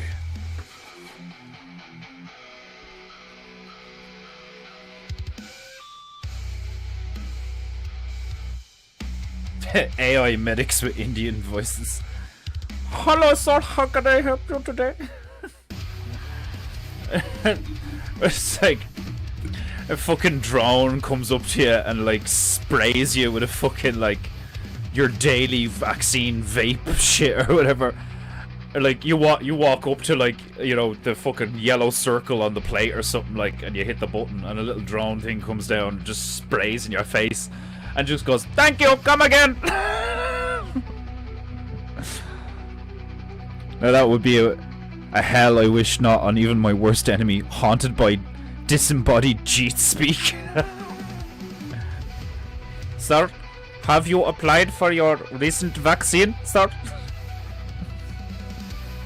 Are you up to date on your jibba jab?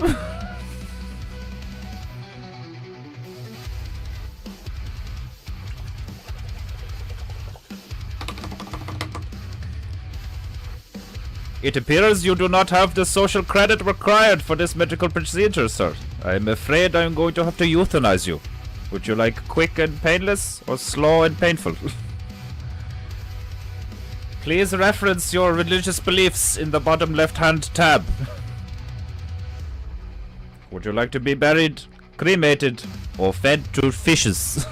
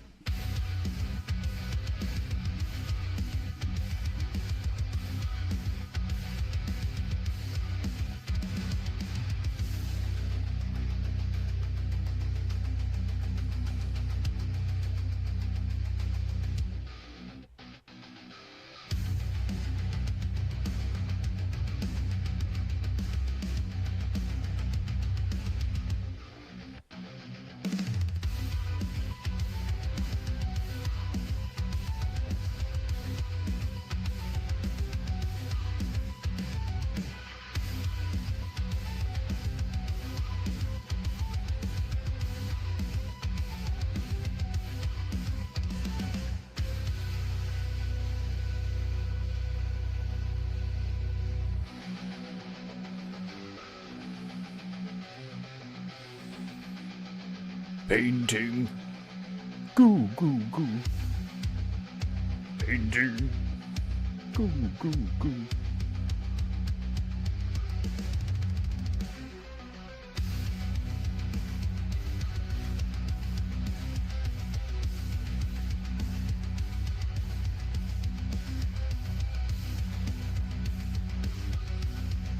Oh, Cronus!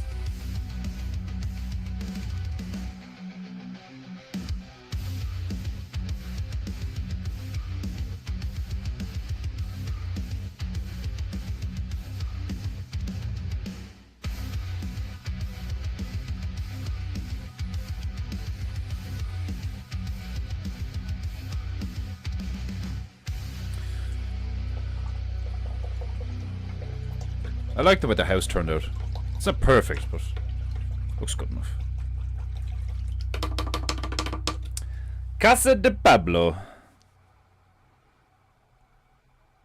Oh, bloody hell, sir. The Jeet bots. You can smell them before you see them. Smell them before you hear them. That's how bad they smell. You think you can hear a drone from a mile away? You can fucking smell this thing before you can hear it. That's how bad they smell.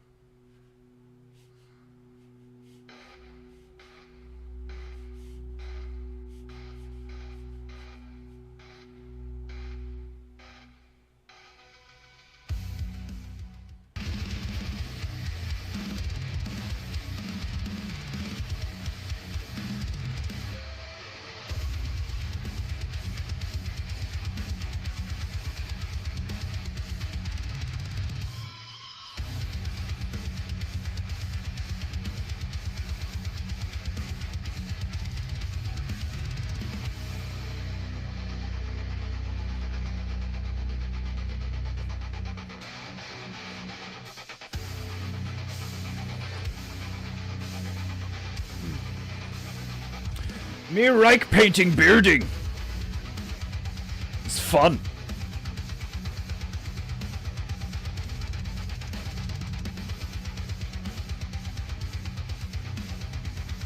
I don't know what it is about getting liquid to be straight, which is just like fascinating to my mind. You take something that's all like, you know, amorphous and like doesn't hold a shape, you put it on a brush, and then you do like a really rigid structure with it. Like, it's just like so satisfying to me. Getting straight lines with a liquid substance.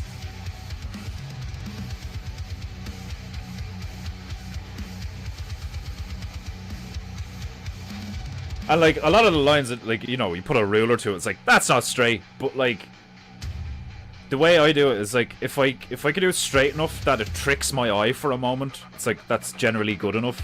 It's only sometimes where I'm like, no, this needs to be like laser.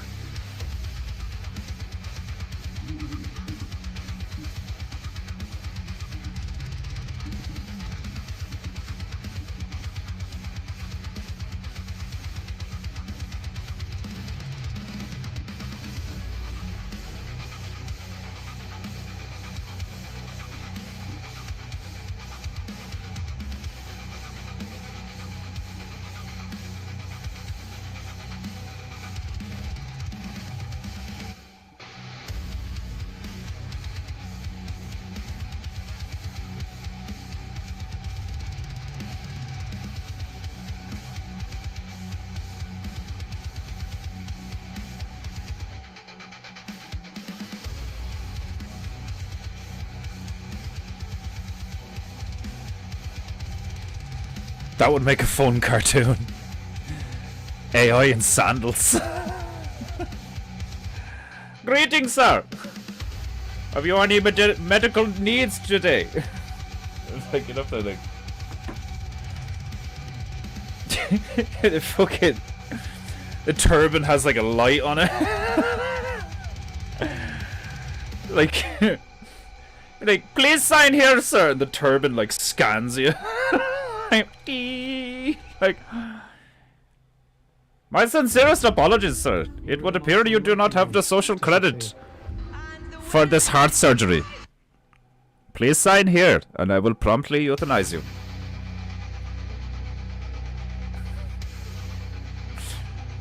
Like, You can imagine a world like that where it's like one of these things shows up at your front door.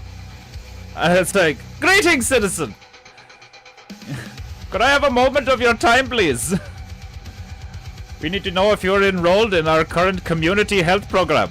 You're like, okay. And they're like, deet, scans you. And it's like, ah! It appears you do not have the social credit required to live in this community, sir. If you do not vacate the premises in the next 24 hours, I will be required to return with an armed UA bot and promptly exterminate you. like what? What the fuck? Like,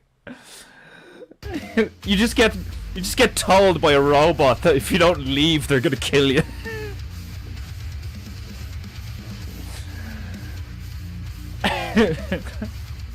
I think it'd be a hilarious skit if it was like, do you require any medical assistance this evening, sir? I don't know, I'm feeling a bit like I have a bit of a cold coming on, and it, like, without saying anything, it just sprays you. So, well, now that you mention it, actually, I think I have kind of a sore, maybe my larynx is kind of like, that will be 1050, sir. That would be 1050, sir. The fucking drone is just like bobbling up and down, like, greetings, sir. They put like, it's just a drone, but they put a pair of hands on it with white gloves. Greetings, sir. Would you please sign on the tab located here, sir? Well, I'm afraid you don't have the social credit.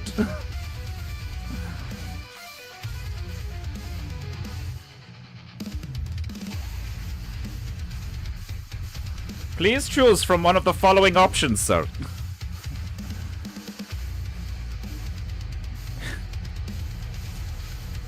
Banishment. Imagine they fucking. The thing was like, it appears. It says here in our system that you currently have 3 offspring that you are not paying for. If you continue to create offspring that you will not pay for, I am afraid I will have to castrate you, sir. Just like spare scissors just comes out of the drone. Alright, what the fuck? Like, you have an Indian drone chasing a black fella down the street with a pair of scissors. Sir, please! It is simply protocol, sir! Motherfucker, get the fuck!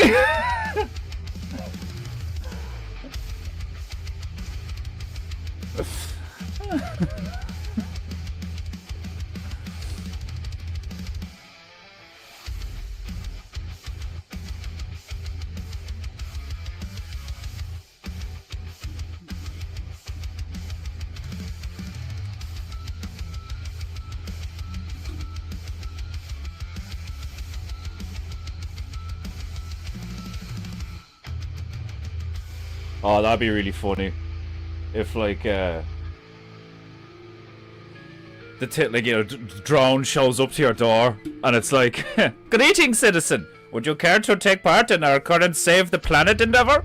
And you're like, yeah, sure, what's that entail? And it just shoots you. Like, oh, to save that, it just sprays you with a gas and just kills you. Greetings, citizen! Would you care to take part in our current depopulation endeavor? Yeah, what does that entail? I love Bill Gates. He's done a lot of great things for technology. Excellent, sir. Please sign here. Oh, yeah.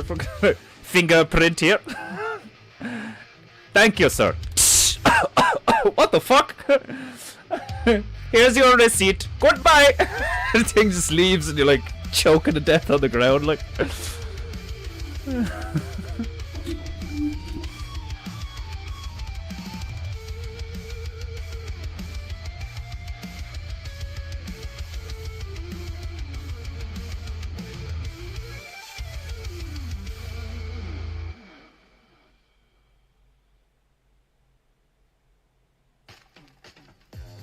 Was ist das? Was ist that noise? It's not the noise I like.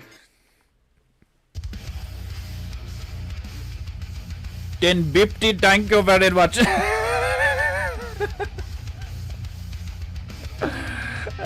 Den Bipti, thank you very much. That's brilliant. You couldn't type that better. The year is 2229. The red dots are the new robots. Call them dot bots. Fucking dot bots that kill you, man. Like, careful you don't say the wrong thing. Like, make sure you don't agree to anything. Good evening, sir. Would you care to take part in our Save the World program? Oh yeah, definitely. Thank you. Come again. It's like, I just love the idea of the drone floating in front of you, and then asking you if you want to take part in something, and the second you agree, it just sprays you.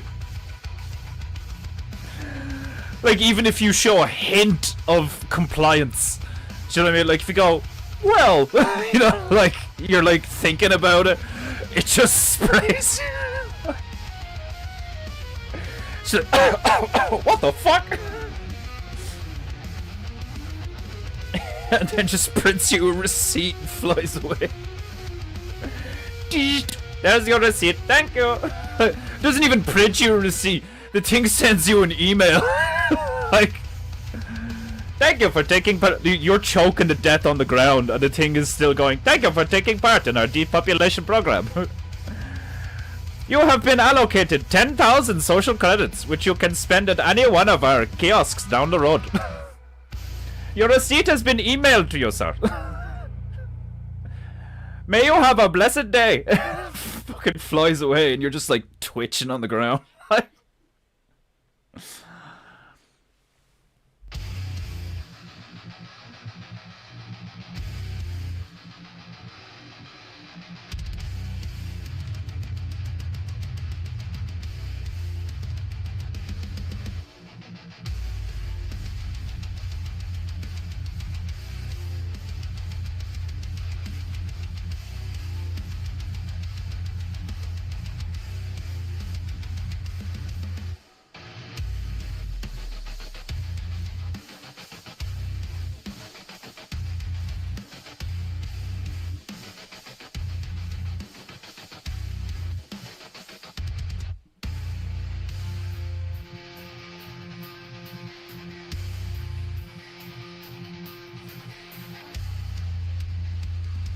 The Turbinator. Oh, that'd be fucking brilliant. Just a T100 with a fucking beard and a turban. Just like, thank you, come again. Thank you, come again.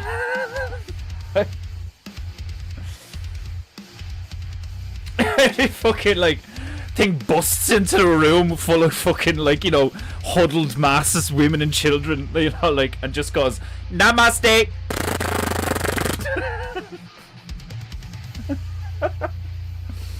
Oh man, that would be like, such a funny cartoon. like, like, oh my god, what? Dotbot! Dotbot, run! Take cover, Dotbot! You just see this thing coming through, like, it's like got praying hands and beads and a turban and shit, like, and like, when you're like, Namaste, and then like all the other arms come out from behind its back with all these guns and shit. Like 8 fucking arms like Kanish. It just starts like John Wick the shit out of everyone, like, but the center hands are still just praying, like, Namaste. This room has been pacified. May you have a blessed day. Oh man, that'd be fucking brilliant.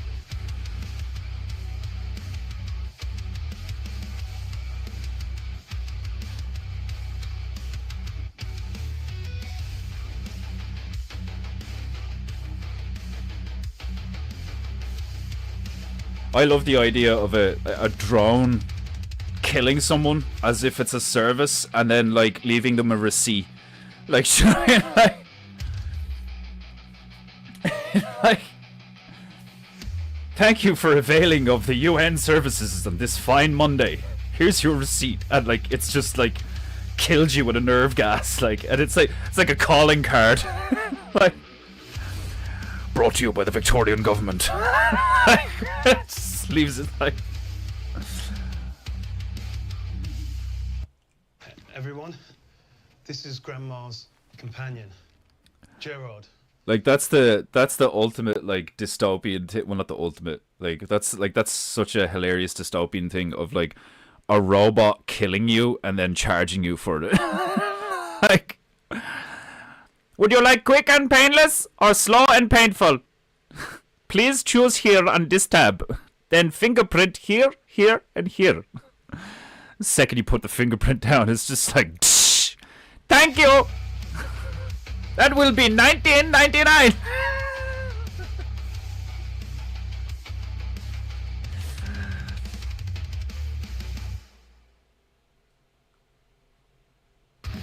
Like your next of kin, your emergency contact to your next of kin just gets a notification on their phone that you like. Thank you for purchasing like the euthanasia application.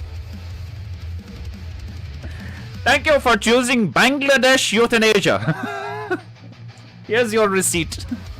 Hold on, what the fuck? Mary! Me fucking dad's dead!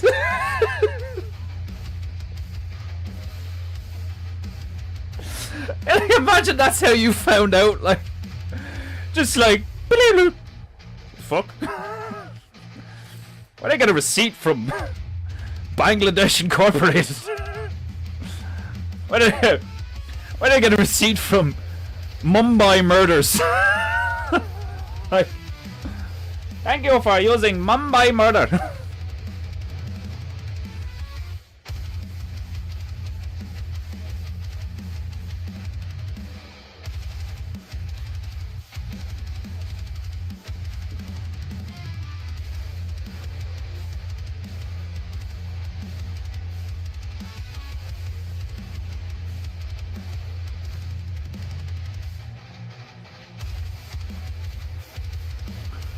Now, the building looks a bit nicer now, doesn't it?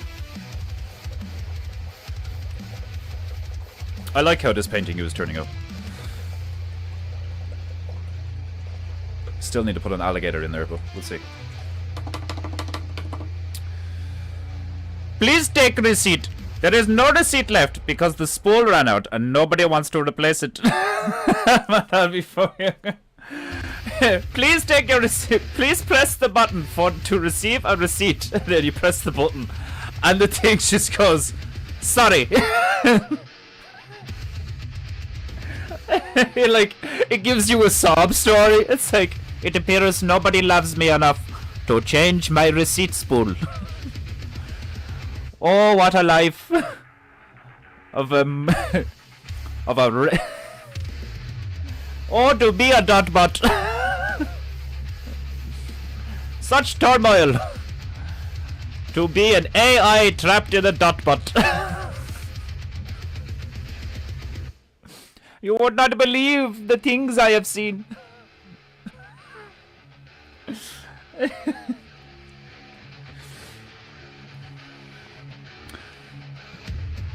Dotbot is such a funny concept.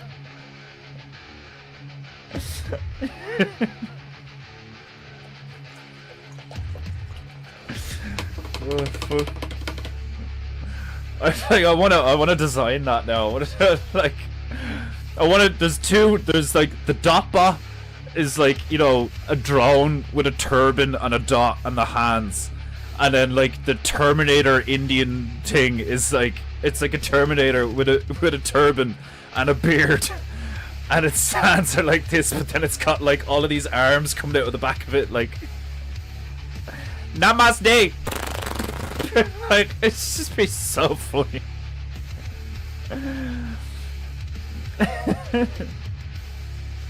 Thank you for participating in the Kali Yuga. Good day. Enjoy your samsara.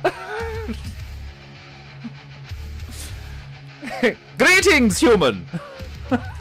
Like, just incredibly polite. Like, really articulate. English speaking with an Indian accent, like.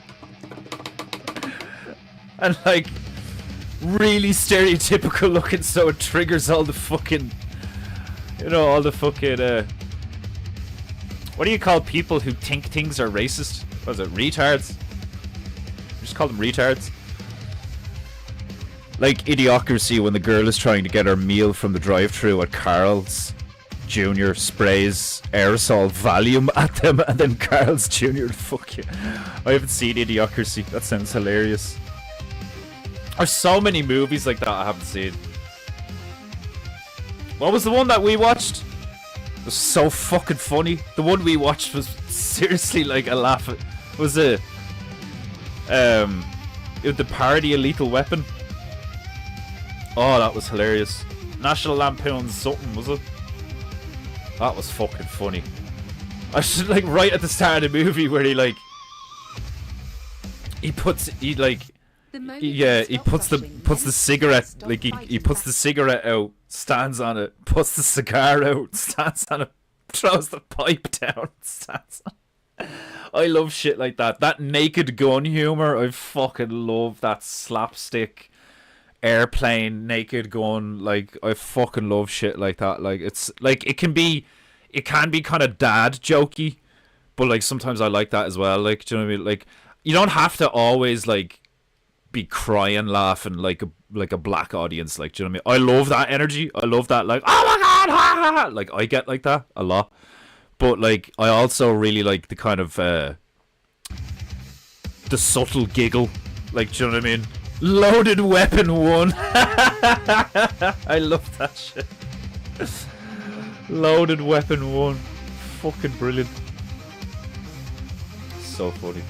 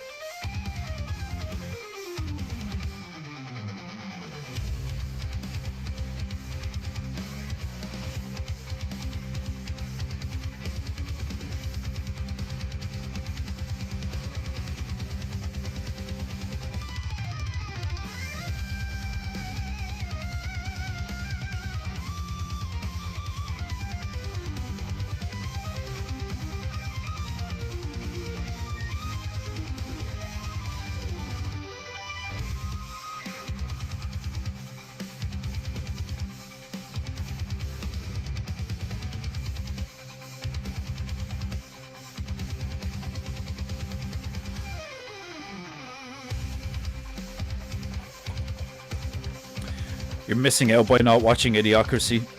Sonia was telling her staff to watch it because none of them have. I'll have to watch it, yeah. I'll see if I can fit it in this weekend. I'll try and watch it. Because that's one I've heard about a lot. Referenced a lot that I've never seen. Meanwhile, I have to do right by her and make her watch the Terminator movies. She's never seen the Terminator movies? In fairness, you only really need to see 1 and 2. And then the rest of them after that kind of shit. Salvation, from what I remember with Christian Bale, was pretty good. Like, it was a solid movie with some good moments. From what I remember, I could watch it again now and be like, "Oh, this is shit." But I don't think I've ever seen Christian Bale in a bad movie.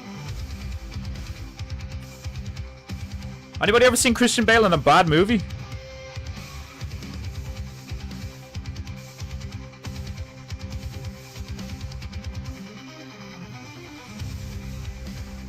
I can't think of one.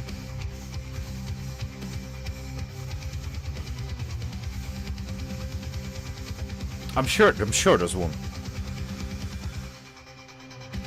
I enjoyed Salvation. Yeah, like when I remember when I watched it, I was like, this is cool. Is like grim dark the way it's supposed to be, gritty. You know, like the whole tone is like, we're not getting through this. Like, I can't name one bad movie of his. Yeah, I can't think of a movie I've seen Bale in and it's a bad movie. Like, one of the more, like, obscure, kind of random movies I seen back in the day was called Out of the Furnace, or Into the Furnace. I think it was either Out of the Furnace or Into the Furnace. And it was just, like, one of those, like, movies out of nowhere where you're like, oh, check this out. And it turns out to be, like, a really fucking, like, intense, like, good movie.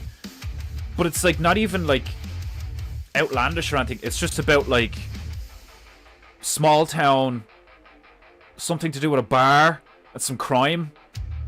Do you mean, like, it's very real. It's, like, really grounded in reality. Nothing, like, extraordinary happens in it. It's just really good characters, really good storytelling, and, like, some intense violence. And there's not even that much of it. Nah, he only picks good roles. It really does seem like that, isn't it? It's kind of like, you could probably say the same thing for Russell Crowe. I don't think I've ever seen Crowe in a bad movie. I really like the way he Russell Crowe as Jor-El, as like Superman's dad in Man of Steel. Man, that was one of my favorite roles I've ever seen him in. I thought, like, seeing Russell Crowe in Gladiator, and he's like Maximus Decimus Meridius, and it's like, it's kind of like when you see Jared Butler as Leonidas. It's like, he is Leonidas. He is Leonidas. You know, it's one of those character roles where it's like, that actor is just that character now. Like Jim Carrey, like, to a lot of people, is just Ace Ventura. Which I think is brilliant. I fucking love the Ace Ventura movies. But anyway, Russell Crowe as Jor-El, he just pulled it off so well. Like, I know, like, it was also a great movie with a great director and shit. Like, you know, Henry Cavill was also, like, amazing as Superman, or Kal-El. But I just, like, and your man McShane, your man Ian McShane, is that your man's name? Who played Zod. I will find him! As he's, like, being consumed by the fucking frozen time ice shit. So intense. Just, like, fucking Ian McShane is, like, a fucking intense actor. He's another guy that I've never seen him in something and I'm like, oh, I don't like this. If he's in it, it's entertaining. Oh, the Boardwalk Empire, Man of Steel. I suppose that was entertaining for loads of reasons. The way Christopher Nolan makes shit real is fucking intense. Cause, like, to make Superman feel real was just so cool. Like, the way, like, I know it's a lot of it CGI obviously and stuff like that, but the way whoever he got to do the animation and the CGI for Man of Steel was some of the best fucking shit I'd seen to date at the time, because it was just so, like, when they took off, you know, he's like gathering the energy, and then just instead of, like, you know, gently flying away or something, it's just like boom, and there's like a sonic boom and a shockwave, and then he's like flying through the air fucking 400 miles an hour, and then boom again, like takes off again. There's like another shockwave. Like when Zod and like the generals or whatever, like when the other,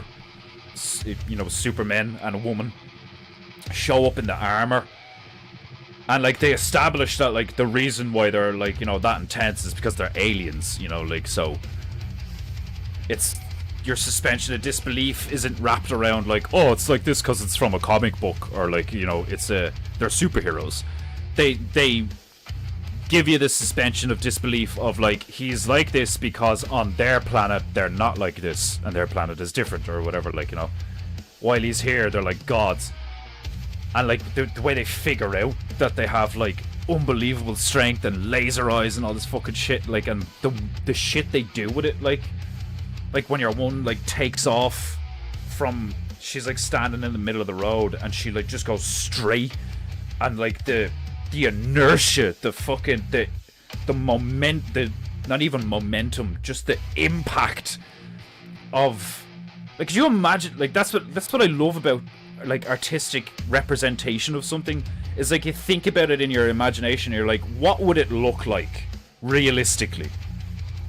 Because, like, if you try to make something realistic, it actually makes it more impressive because it grounds it in the reality that you're familiar with, you know?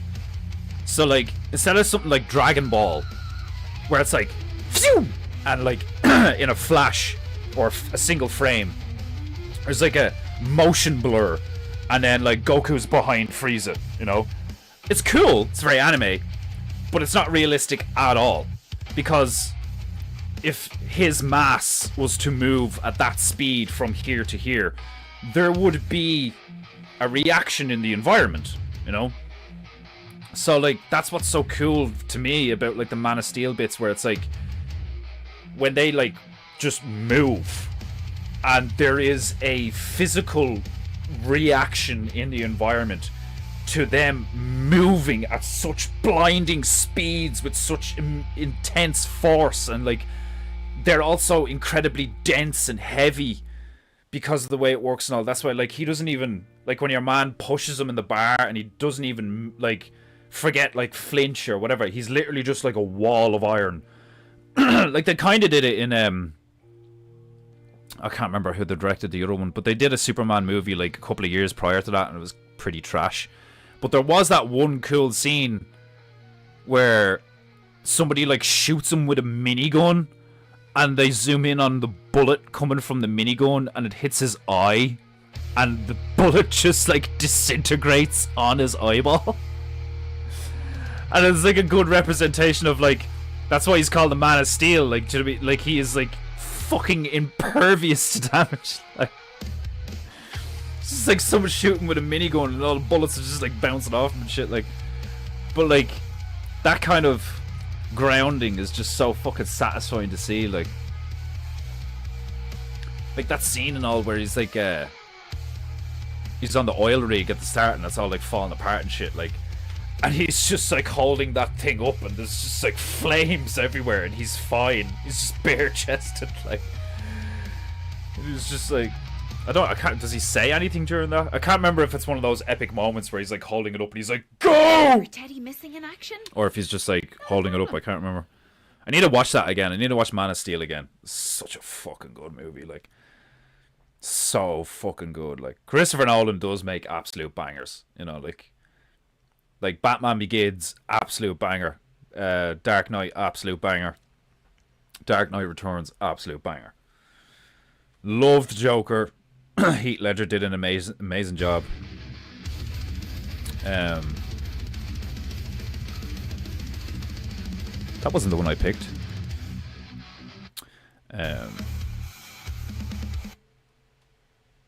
But, like, the first one's good as well. Batman Begins, brilliant. I love Batman Begins for so many reasons. It's so good. And then the Joker in the second one, brilliant. And then Bane in the third one. And I know, like I had friends even that were like, "Oh, that's ridiculous! Like, Bane, that doesn't look like Bane. Bane's not supposed to be like that." Nobody near the same, like, nowhere near the same amount of people had the same criticisms of the Joker. When they seen the Joker, they were like, and then seeing Heath Ledger play as him,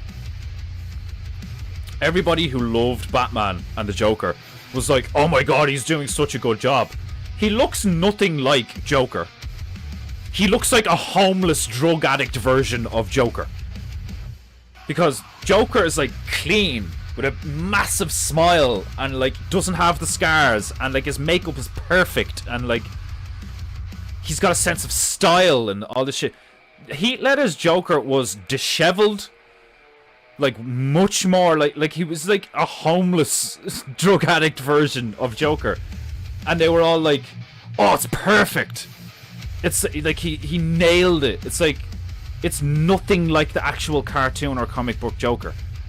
But I agree, Heath Ledger did an amazing job. It was so fucking cool to see that kind of, like, really, like, fucked up, broken psyche, kind of, like, you know, just like, it's not about the money, it's about sending a message. And it burns all it. Like, it's really fucking brilliant acting the way he took that character. Like, fucking Tom Hardy did the exact same thing with Bane.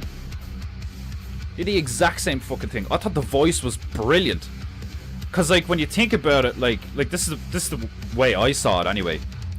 The reason he sounds like this is because of what the mask is holding together. Because when you see what, like, in his version of Bane, like, the reason he's wearing that mask is because they fucked him up after saving Talia, or whatever her fucking name is.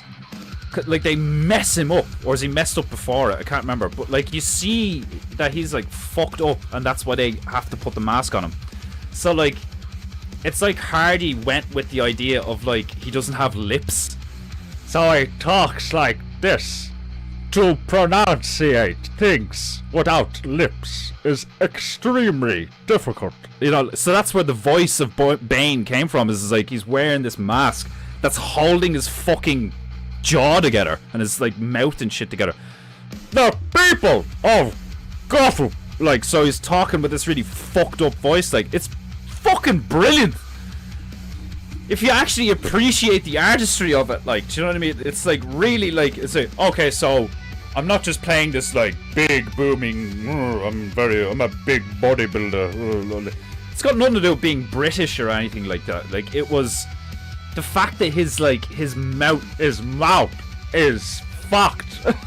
Like, so that's why he sounds like that. So like, don't get me wrong, the memes and all the meme videos and all the fucking parodies, fucking hilarious. Because it is a very unique voice, and it does kind of sound like he's posh, but like, it makes perfect sense because you would have to over-pronunciate everything because your face is fucked. It's hilarious how people would be like, oh no, yeah, like, that Joker's fucking perfect, even though it's nothing like Joker. But that Bane is like shit, because it's like nothing like Bane. So, what? What the fuck? Like, I think that kind of attitude is why I'm not a fan of anything or anyone. Over the years, that has been the point that, like, you know, I see other people who wear the merch, they know the backstory, they know the lore, they know the fucking date of birth, the fucking cousins, like, the people who get really into stuff put me off shit. You know, I'm like, that's too deep. It's too deep. There's too many rabbit holes to get that deep into a rabbit hole. There's loads of rabbit holes. Like, loads of places where you can have all sorts of fun. Loads of universes, worlds, fucking communities, all this shit. To pick, like, a handful and get, like, really into them, I think is a waste. And, like, it makes you less than. Because, like, your personality is now just an amalgamation of brands and characters that aren't you. You know? You end up, like, all looking the same and shit. Like, it's just like religion. Like, I see very little difference between somebody going, how do I say this? I see very little difference in somebody being like, well, before Lord of the Rings, there was the Silmarillion. Or the Hobbit. Before the Lord of the Rings, there was the Hobbit. And before the Hobbit, there was the Silmarillion. And that explains when Iluvatar created, what was it? Middle-earth. He sang it into existence. Like Aslan and Narnia and all that. And, I see no difference between somebody speaking to me about Lord of the Rings and its characters and fan base and paraphernalia and history and all that shit.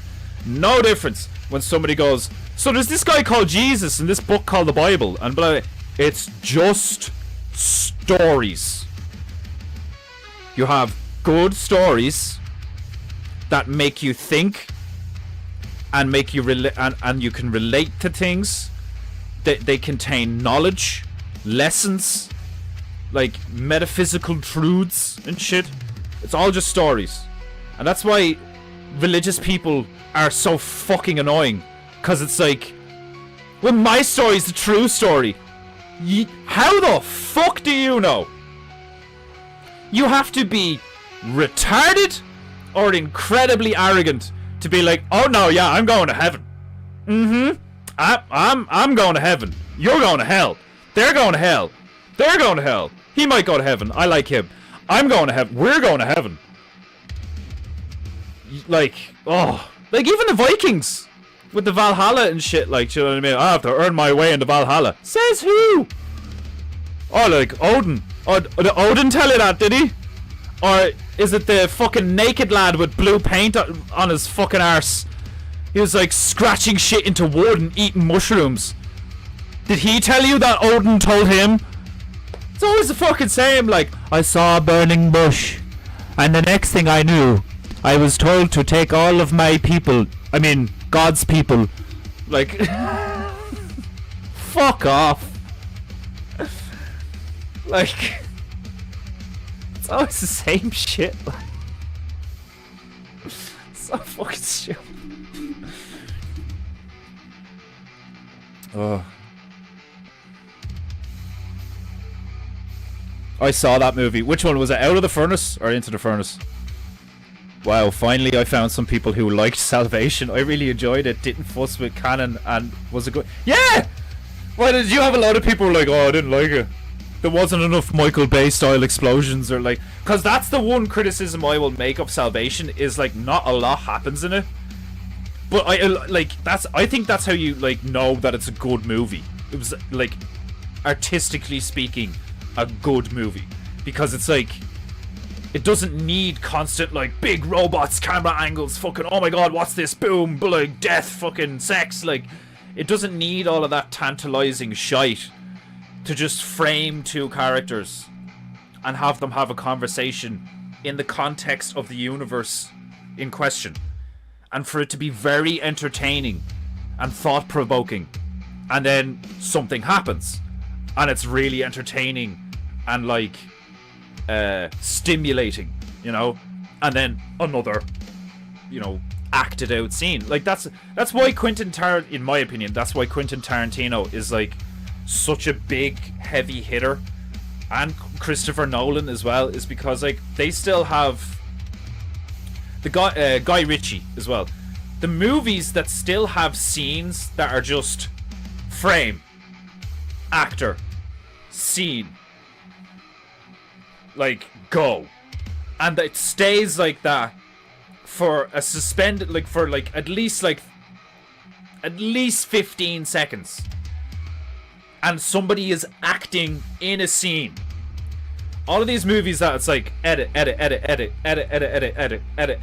headshot, head close up, back away, fucking fire escape, fucking. It's just that, like, you know, the Transformers are like that, the fucking like the Marvel movies are like that, a lot of like B movies are like that, where it's just like scene, and like your brain's just like and like people like us I don't know about you guys, but like I don't resonate with that. I don't resonate with zombie frequencies. Like I'll watch reality TV, I'll watch Storage Wars, I'll watch Pawn Shop or what was it, Pawn Kings, or like Mythbusters and shit. Like, well, I suppose like, so you've put on a freshly washed you know, shirt. I won't watch fucking Smells have come back. like Coronation Street, Emmerdale, the OC, was it not Brooklyn? I like Brooklyn Nine-Nine. Fucking what was that thing where like 98210, Beverly Hills 98210 or some shit like that? Like all of these things, these like social dramas, the sort of stuff that Stuntman Bear likes because he's a fag. That is zombie stuff to me, because it's just like, because that's where you see the heaviest propaganda these days, is in Coronation Street and EastEnders and Emmerdale and all these.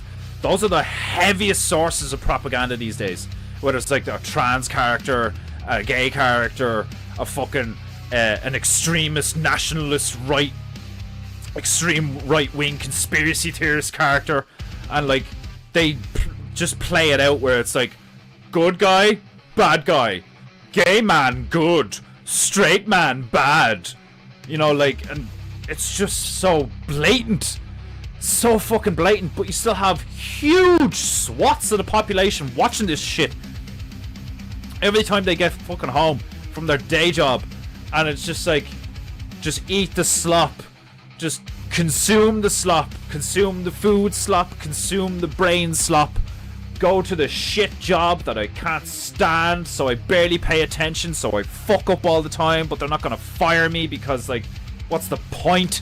Like, do you know what I mean? It's just, oh, I can't stand that fucking, like, grey sludge existence that most people exist in these days. Like, it fucking repulses me, it disgusts me. It's like, you have so much more potential than that.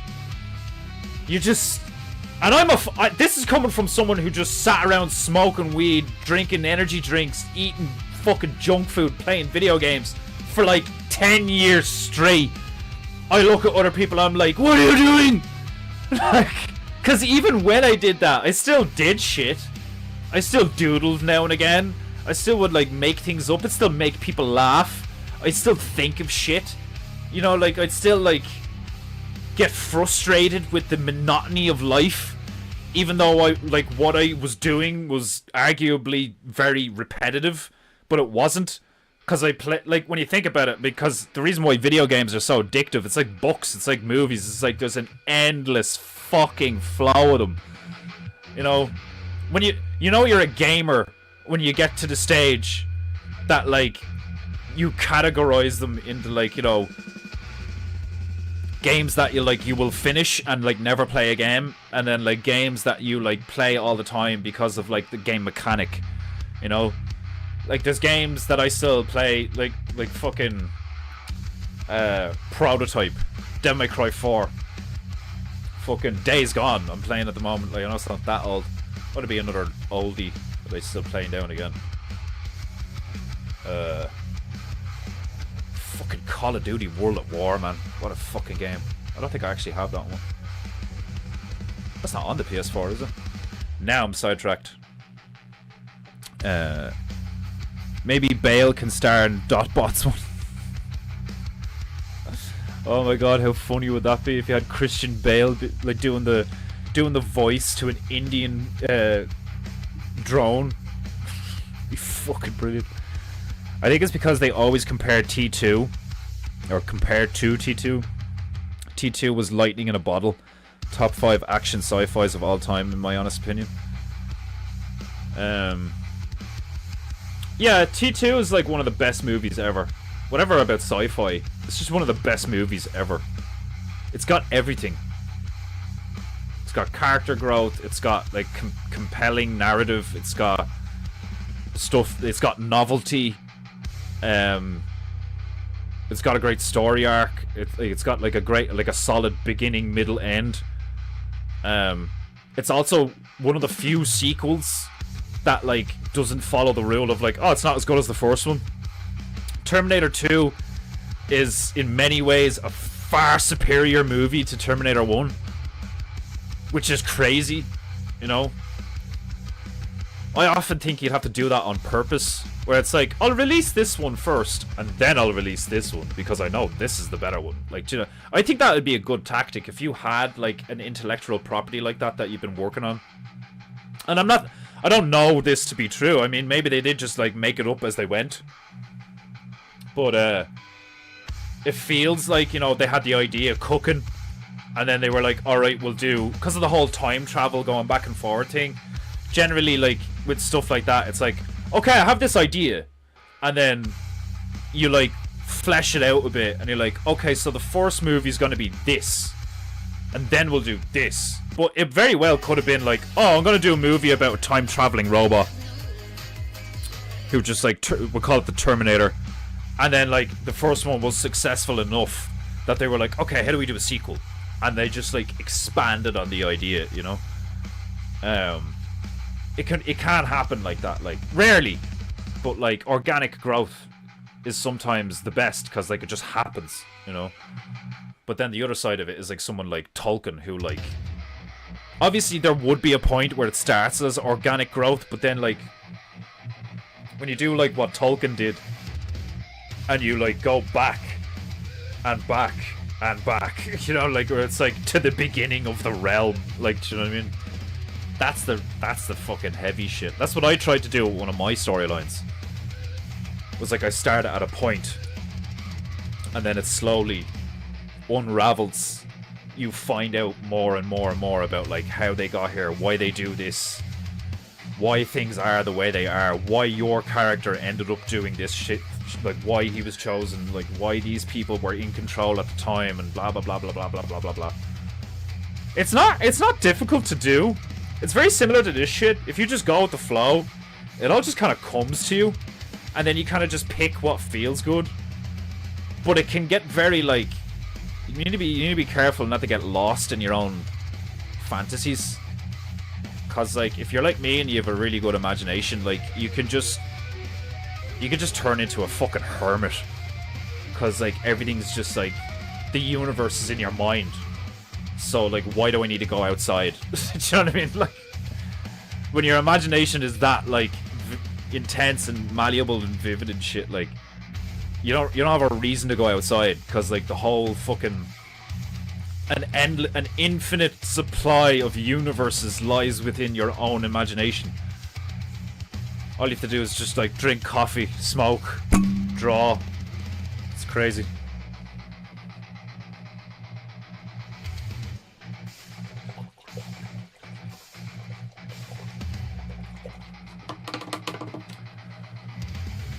Right, I'm going to go make a coffee. I'll do a long one. I'm going to go make a coffee, and then I'm going to do an alligator here somewhere. I will be back in 5 minutes. Enjoy watching paint dry. And good tunes. Actually, do you know what? I'll stick on, just in case. I know you're probably enjoying the metal, as am I. But I'm gonna stick on this, because as far as I know, it doesn't hit up that many ads. Right, new tunes! I'll be back in 5 minutes.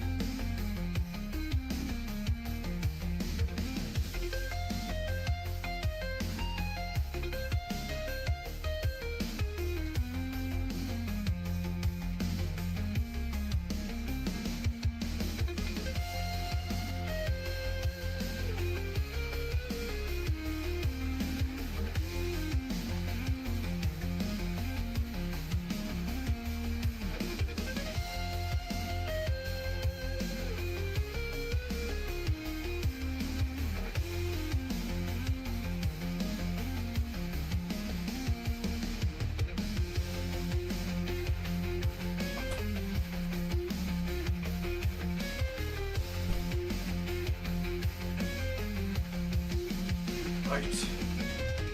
My apologies. Also needed to drain the dragon, as well as get more Java. Right.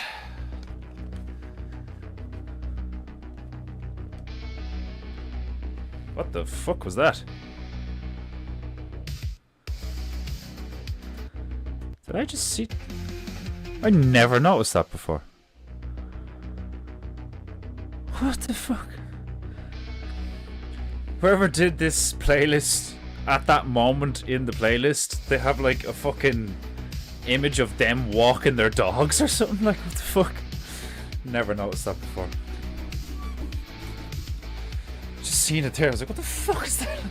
It looked like there was a... Well, it is, but I seen a video playing within the thumbnail and I'm like, what the fuck? Did I click on something? It's actually hilarious. You know when you use the same thing over and over again, or like you watch the same thing or play the same thing or read the same thing over and over again, and like every so often it'll be like the third time, the seventh time, or like, you know, maybe every time you do it, something new pops up. It's mad. That's why I'm currently obsessed with doing the challenge mode in Days Gone. The first challenge in the challenge mode in Days Gone is, for those of you who don't know, it's a zombie shooter on PS4. And the only goal is to just last as long as possible. You have a timer.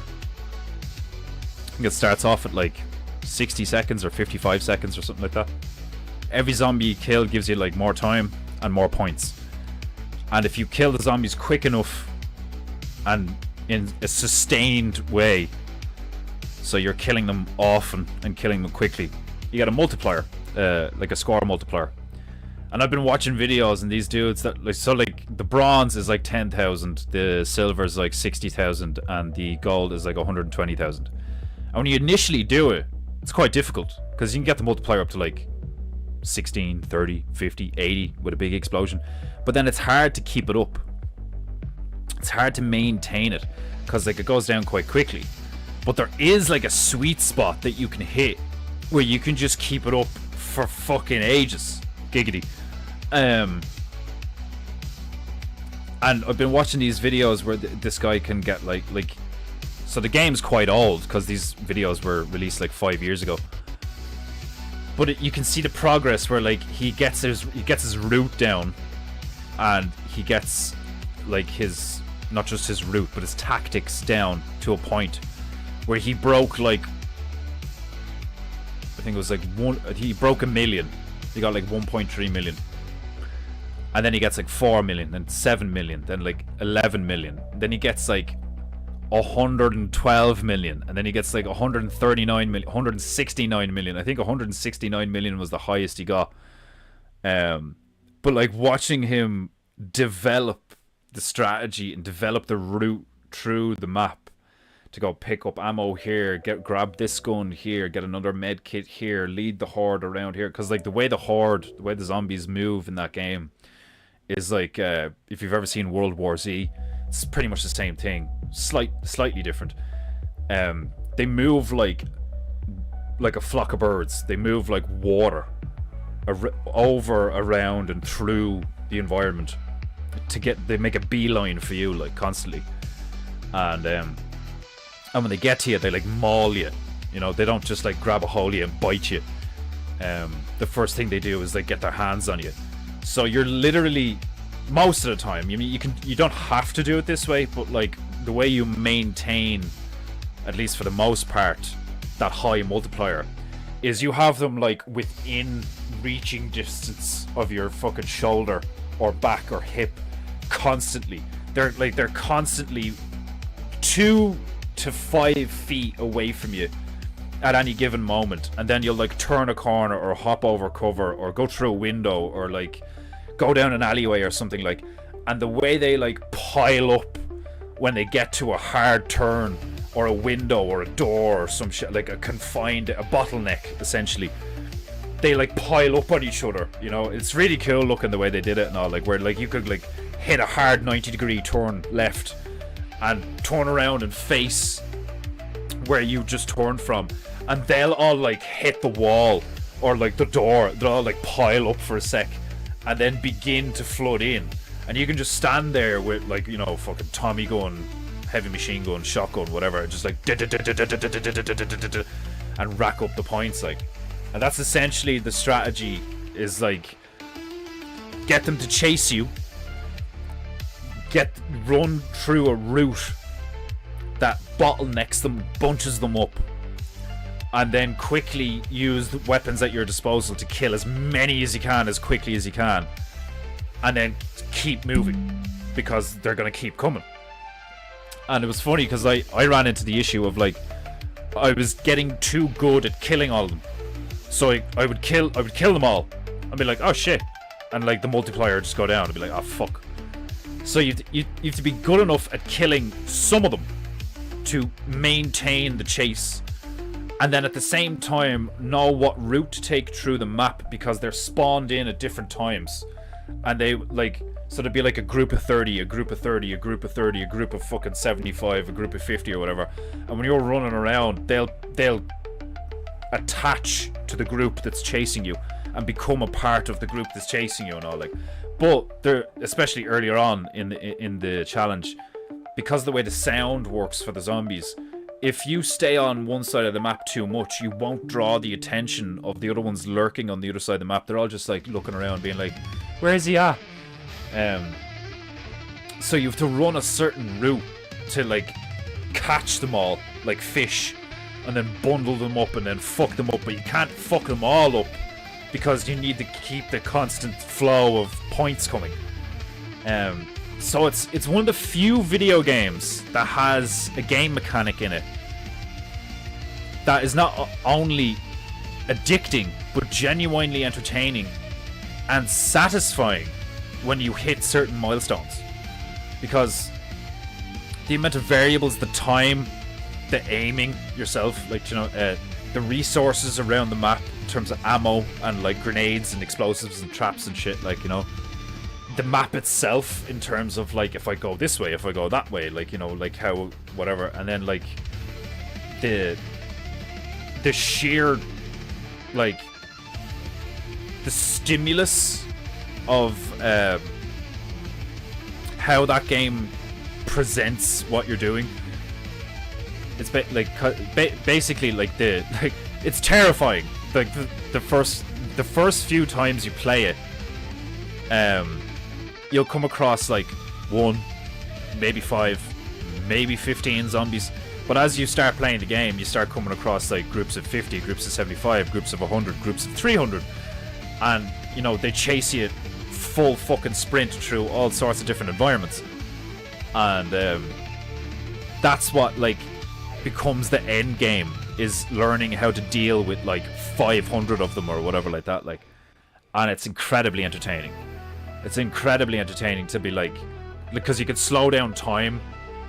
So there's these culminating moments where like you run down an alleyway, take a left, hop through a window, run up a stairs, take a right, and at the top of the stairs you'll turn around and like be standing there with a fucking automatic shotgun with a drum barrel, you know, like the drum magazine, and they start coming up the stairs and you just slow down time and you're just like dum, dum, dum, dum, dum, dum, dum, dum, dum, and you just see all of them like in slow motion falling back down the stairs, falling in front of you, like bits of them coming off and all, blood going everywhere, blood going all over the wall, the fucking pellets from the shotgun like hitting the back wall as it goes through some of them and shit, like.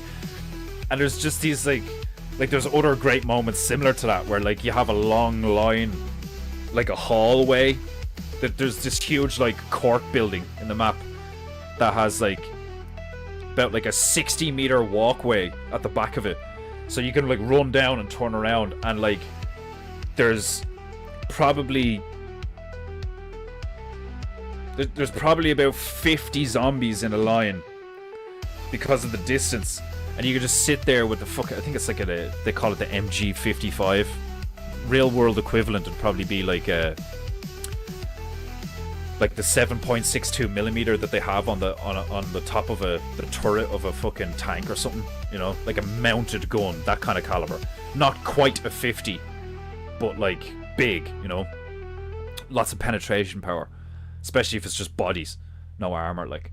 And you just like sit at the top of the stairs with this thing, like, and they'll come around the corner and come flooding at you and slow down time, like dud, dud, dud, dud, dud, dud, dud, dud, dud, dud, dud. And like every time you fire one bullet, you'll see, and you can upgrade the penetration as well. So you'll see one bullet go, and you'll see like 4 of them drop. That's fucking brilliant. Like, it's just so entertaining. Like,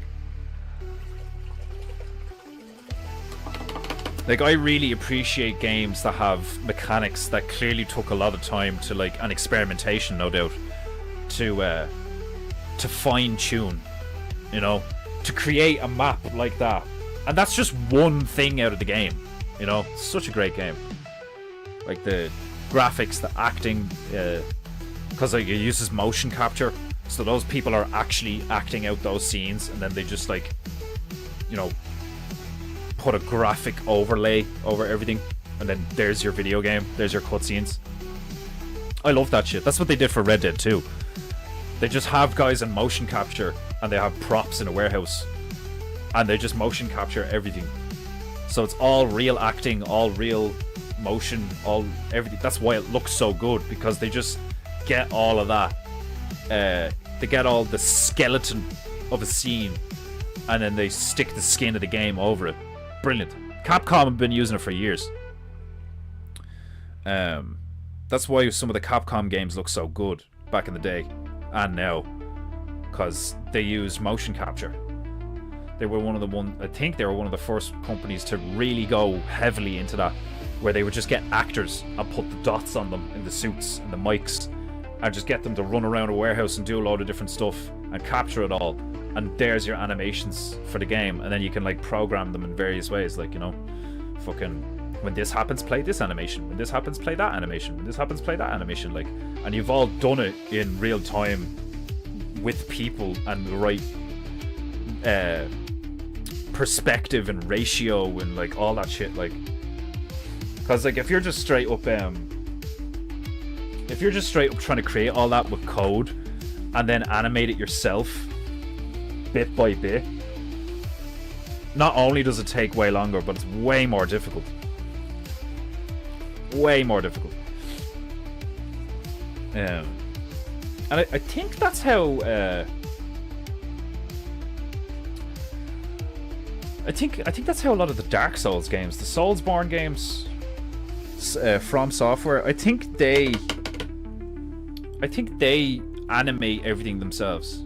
I don't think they use motion capture. They might use motion capture for a few things, but you can tell because like the animations in the Dark Souls games franchise, like Sekiro, Bloodborne, Demon Souls, Dark Souls 1, 2, 3, Elden Ring, the animations are weird looking. They're really cool looking, but there's definitely moments where like they don't look realistic or they look off or whatever, because as far as I know, it's they build a model and then they manipulate it themselves, whereas, you know, a ton of other games use motion capture. Are the first 2 Terminators on Plex? They should be, yeah. I think they are. I think both Terminators are also on Netflix though, because I think the last time I watched Judgment Day, it was on Netflix. Right. Let us get a crocodile. No, see? Nearly did it. Alligator, not crocodile. Alligator. It's mainly the shape of the snout. You know, that's the primary difference. And then the size. Crocodiles typically are larger, especially the saltwater ones. I think it's the saltwater, like not like the Nile crocs and shit like that. I think they can get up to like 25-30 feet, like that Gustav nigga. You have a fucking crocodile so big, its hide is so thick that rifle rounds were bouncing off it, like. Alligator Gertrude.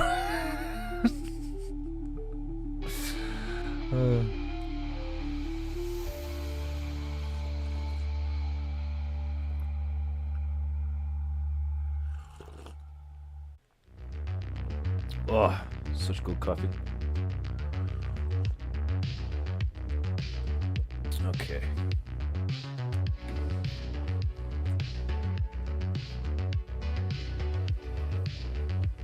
Gonna mix some of this peacock brew with some permanent orange. And probably, yes. I figured I was gonna get a very muddy, very dark green, and that is essentially what I have gotten. Should be a good base for my alligator.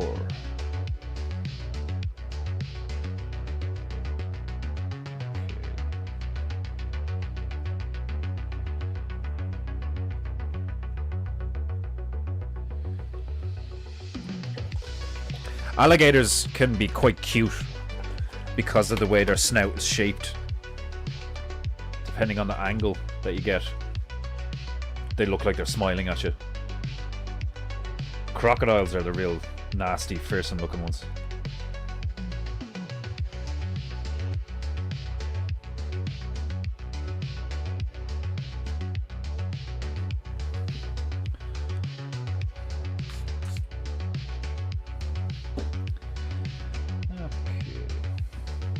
If I slap a touch of white in this.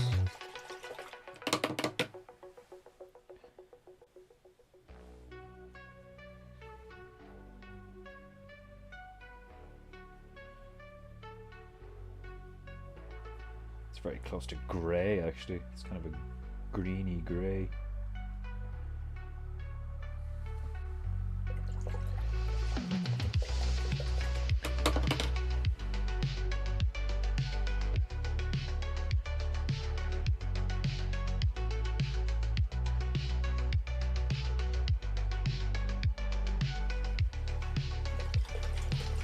I like using what I have on the parrot, you know? I don't waste the goop.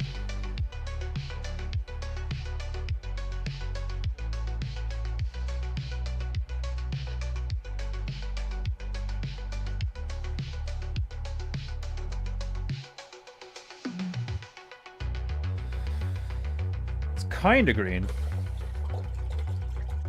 It's more like a really dark navy or something right now. There we go. That's more green, yeah. Kind of moving over to brown. There we go, kind of a dark army green, which is what I was looking for. That is what I was looking for. Squirt. Keep the goo throwing. Yeah, because we have a lot of bright greens, so I want to go dark green for this nigga.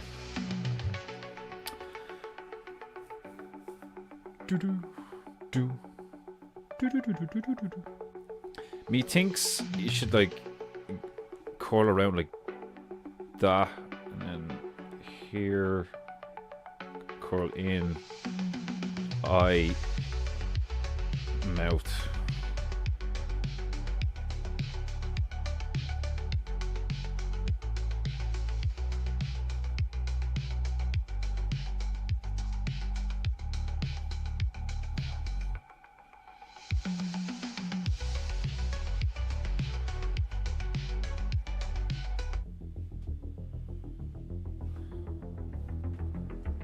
Yeah, okay, I'll go with that.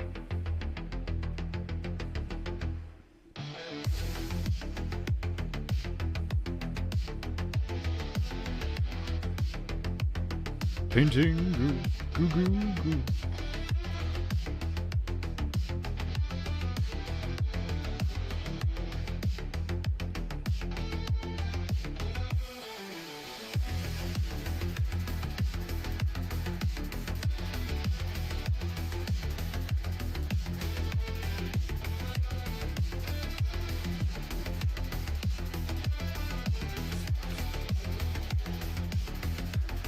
Painting, goo, goo, goo, goo, goo, goo.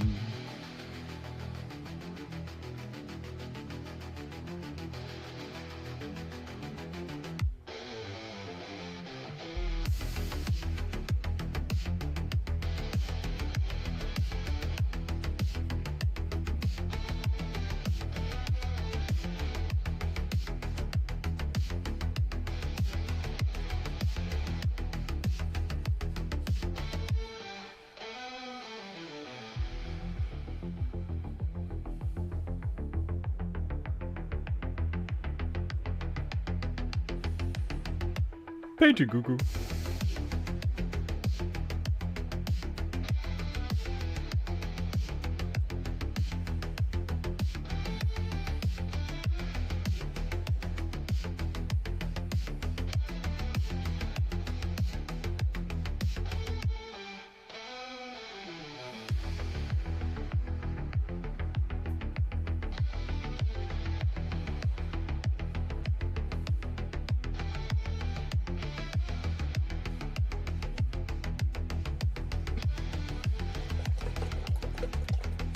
Painting goo goo goo goo. Speaking of brown, I think I just met the King Jeet of Tartodians.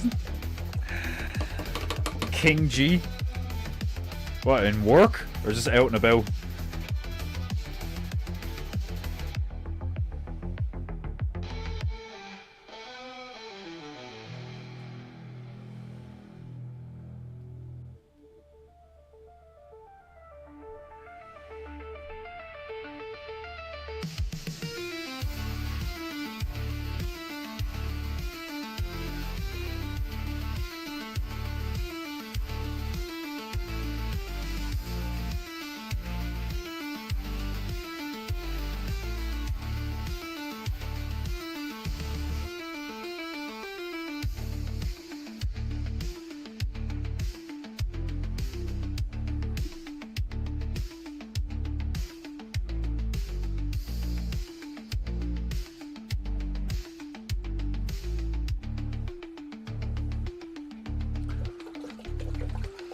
Painting goo goo goo goo goo goo goo goo goo goo. Painting goo goo goo goo goo goo goo.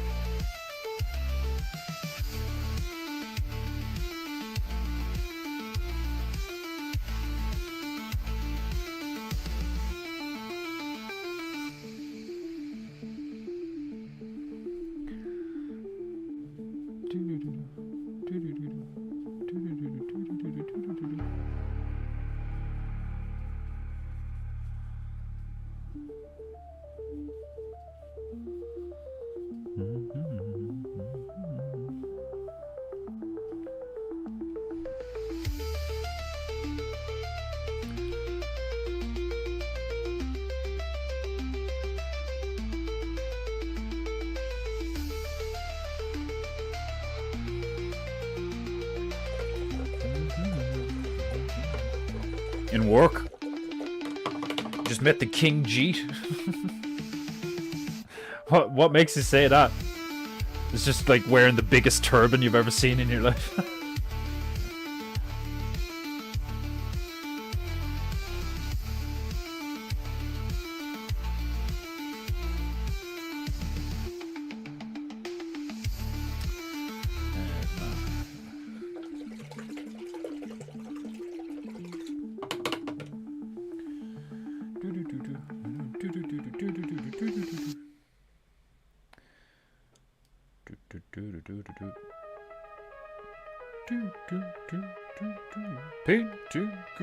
Do you know what I want to listen to for a bit before I fuck off?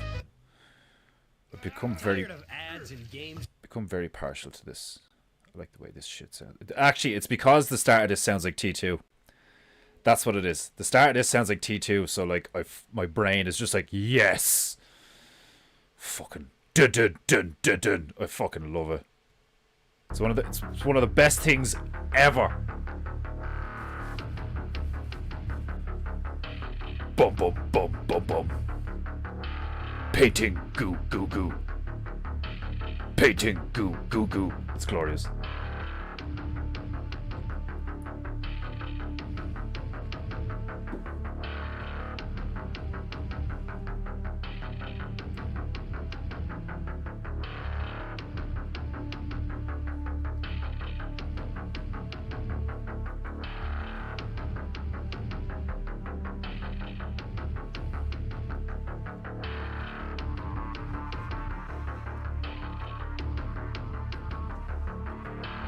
Painting. Go, go, go. Painting. Go, go, go. Painting. Go, go, go. Go, go, go, go. Oh!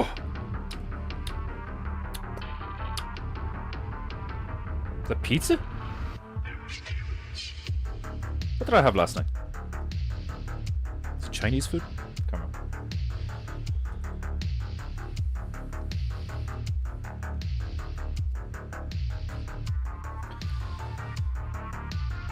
Bit of white. Is that scarlet?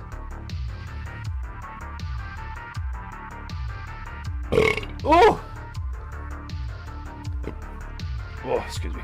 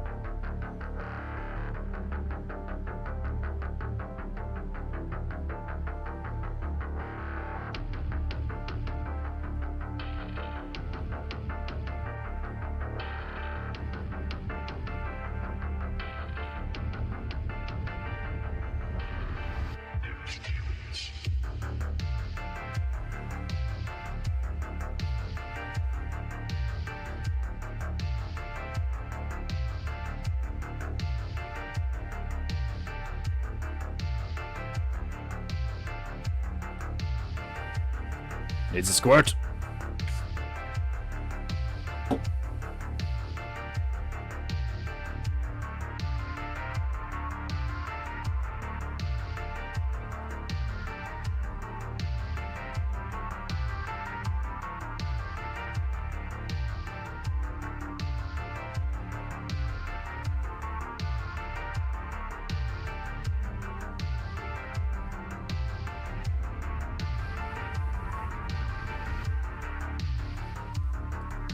Look at him. Isn't he beautiful? Ah, Emmanuel Godsonu. Welcome to Paintingu. How have you been, brother? Lowest functioning brain I have ever encountered. Mouth breather, drooling TARDIS. Jesus. What did he do? Sounds like he really pissed you off. This goddamn mouth breather. Offering you the chance to win great prizes. Visit. I haven't gotten like that in a while. Or like I witnessed somebody's behavior and I'm like, you fucking amoeba.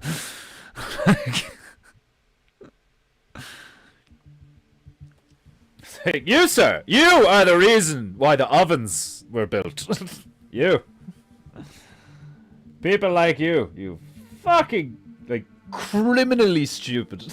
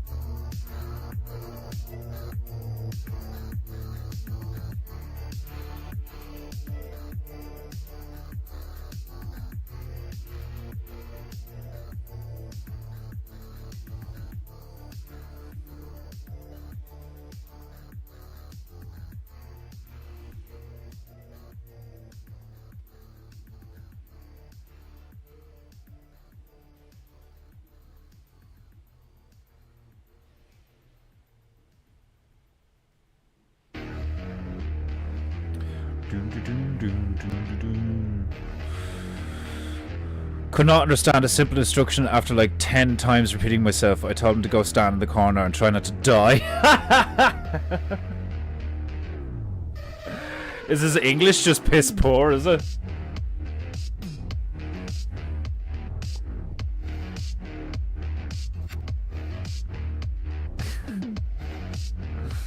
Oh, the poor cunt. Imagine how emasculating and fucking embarrassing it must be to get told off by a Canadian. Just go over there in the corner, eh? Try not to die, eh?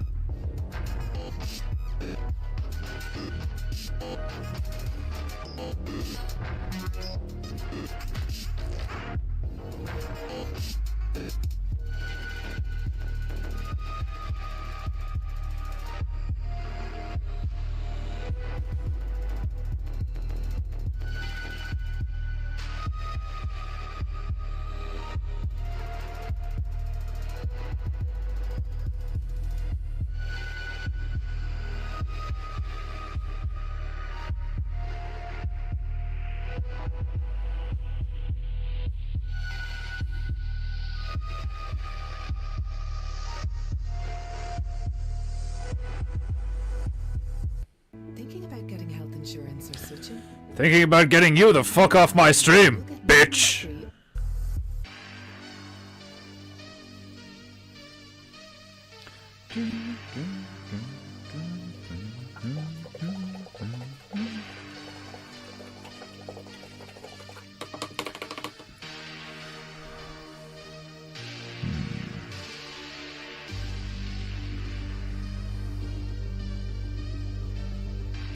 Probably just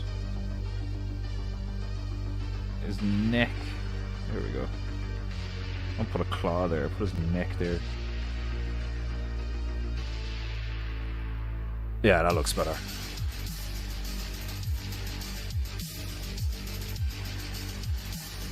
You gotta fucking...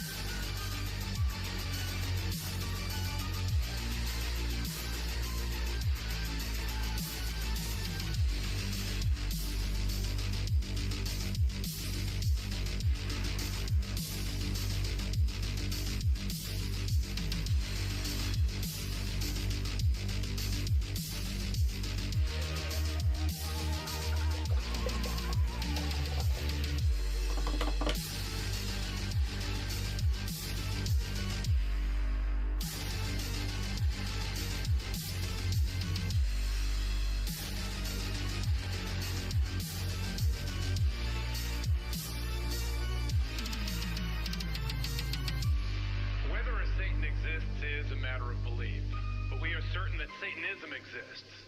To some it's a religion. To others it's the practice of evil in the devil's name. This is not a Halloween fable. This is a real-life horror story.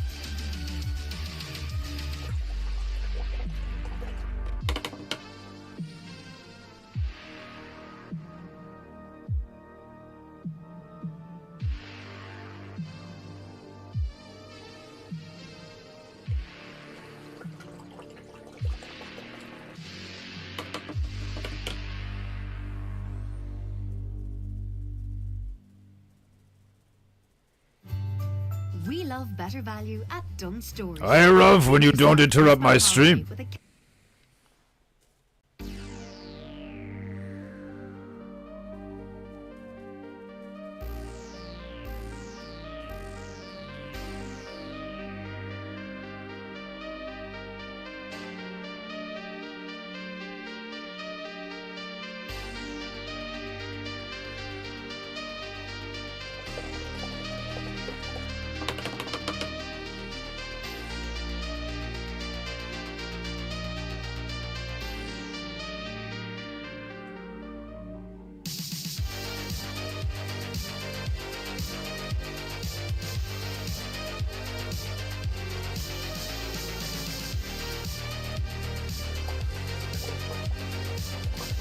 Oh, excuse me.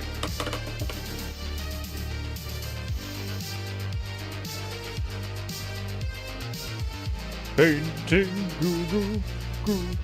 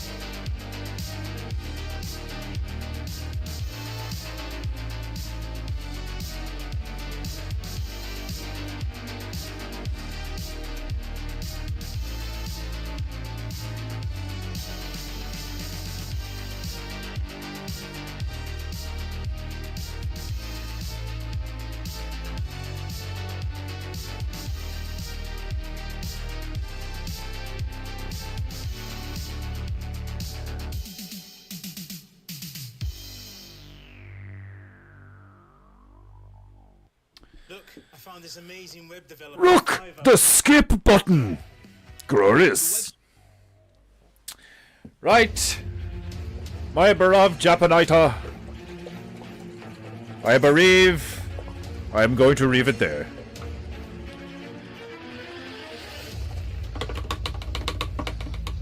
This concludes today's episode of PEINTEINGU. I hope you enjoyed Ingu. I know I did. We made excellent progress today. We now have an alligator on the scene. It's looking glorious. We shall most likely finish this Monday or Tuesday. So, I hope you all have a glorious weekend.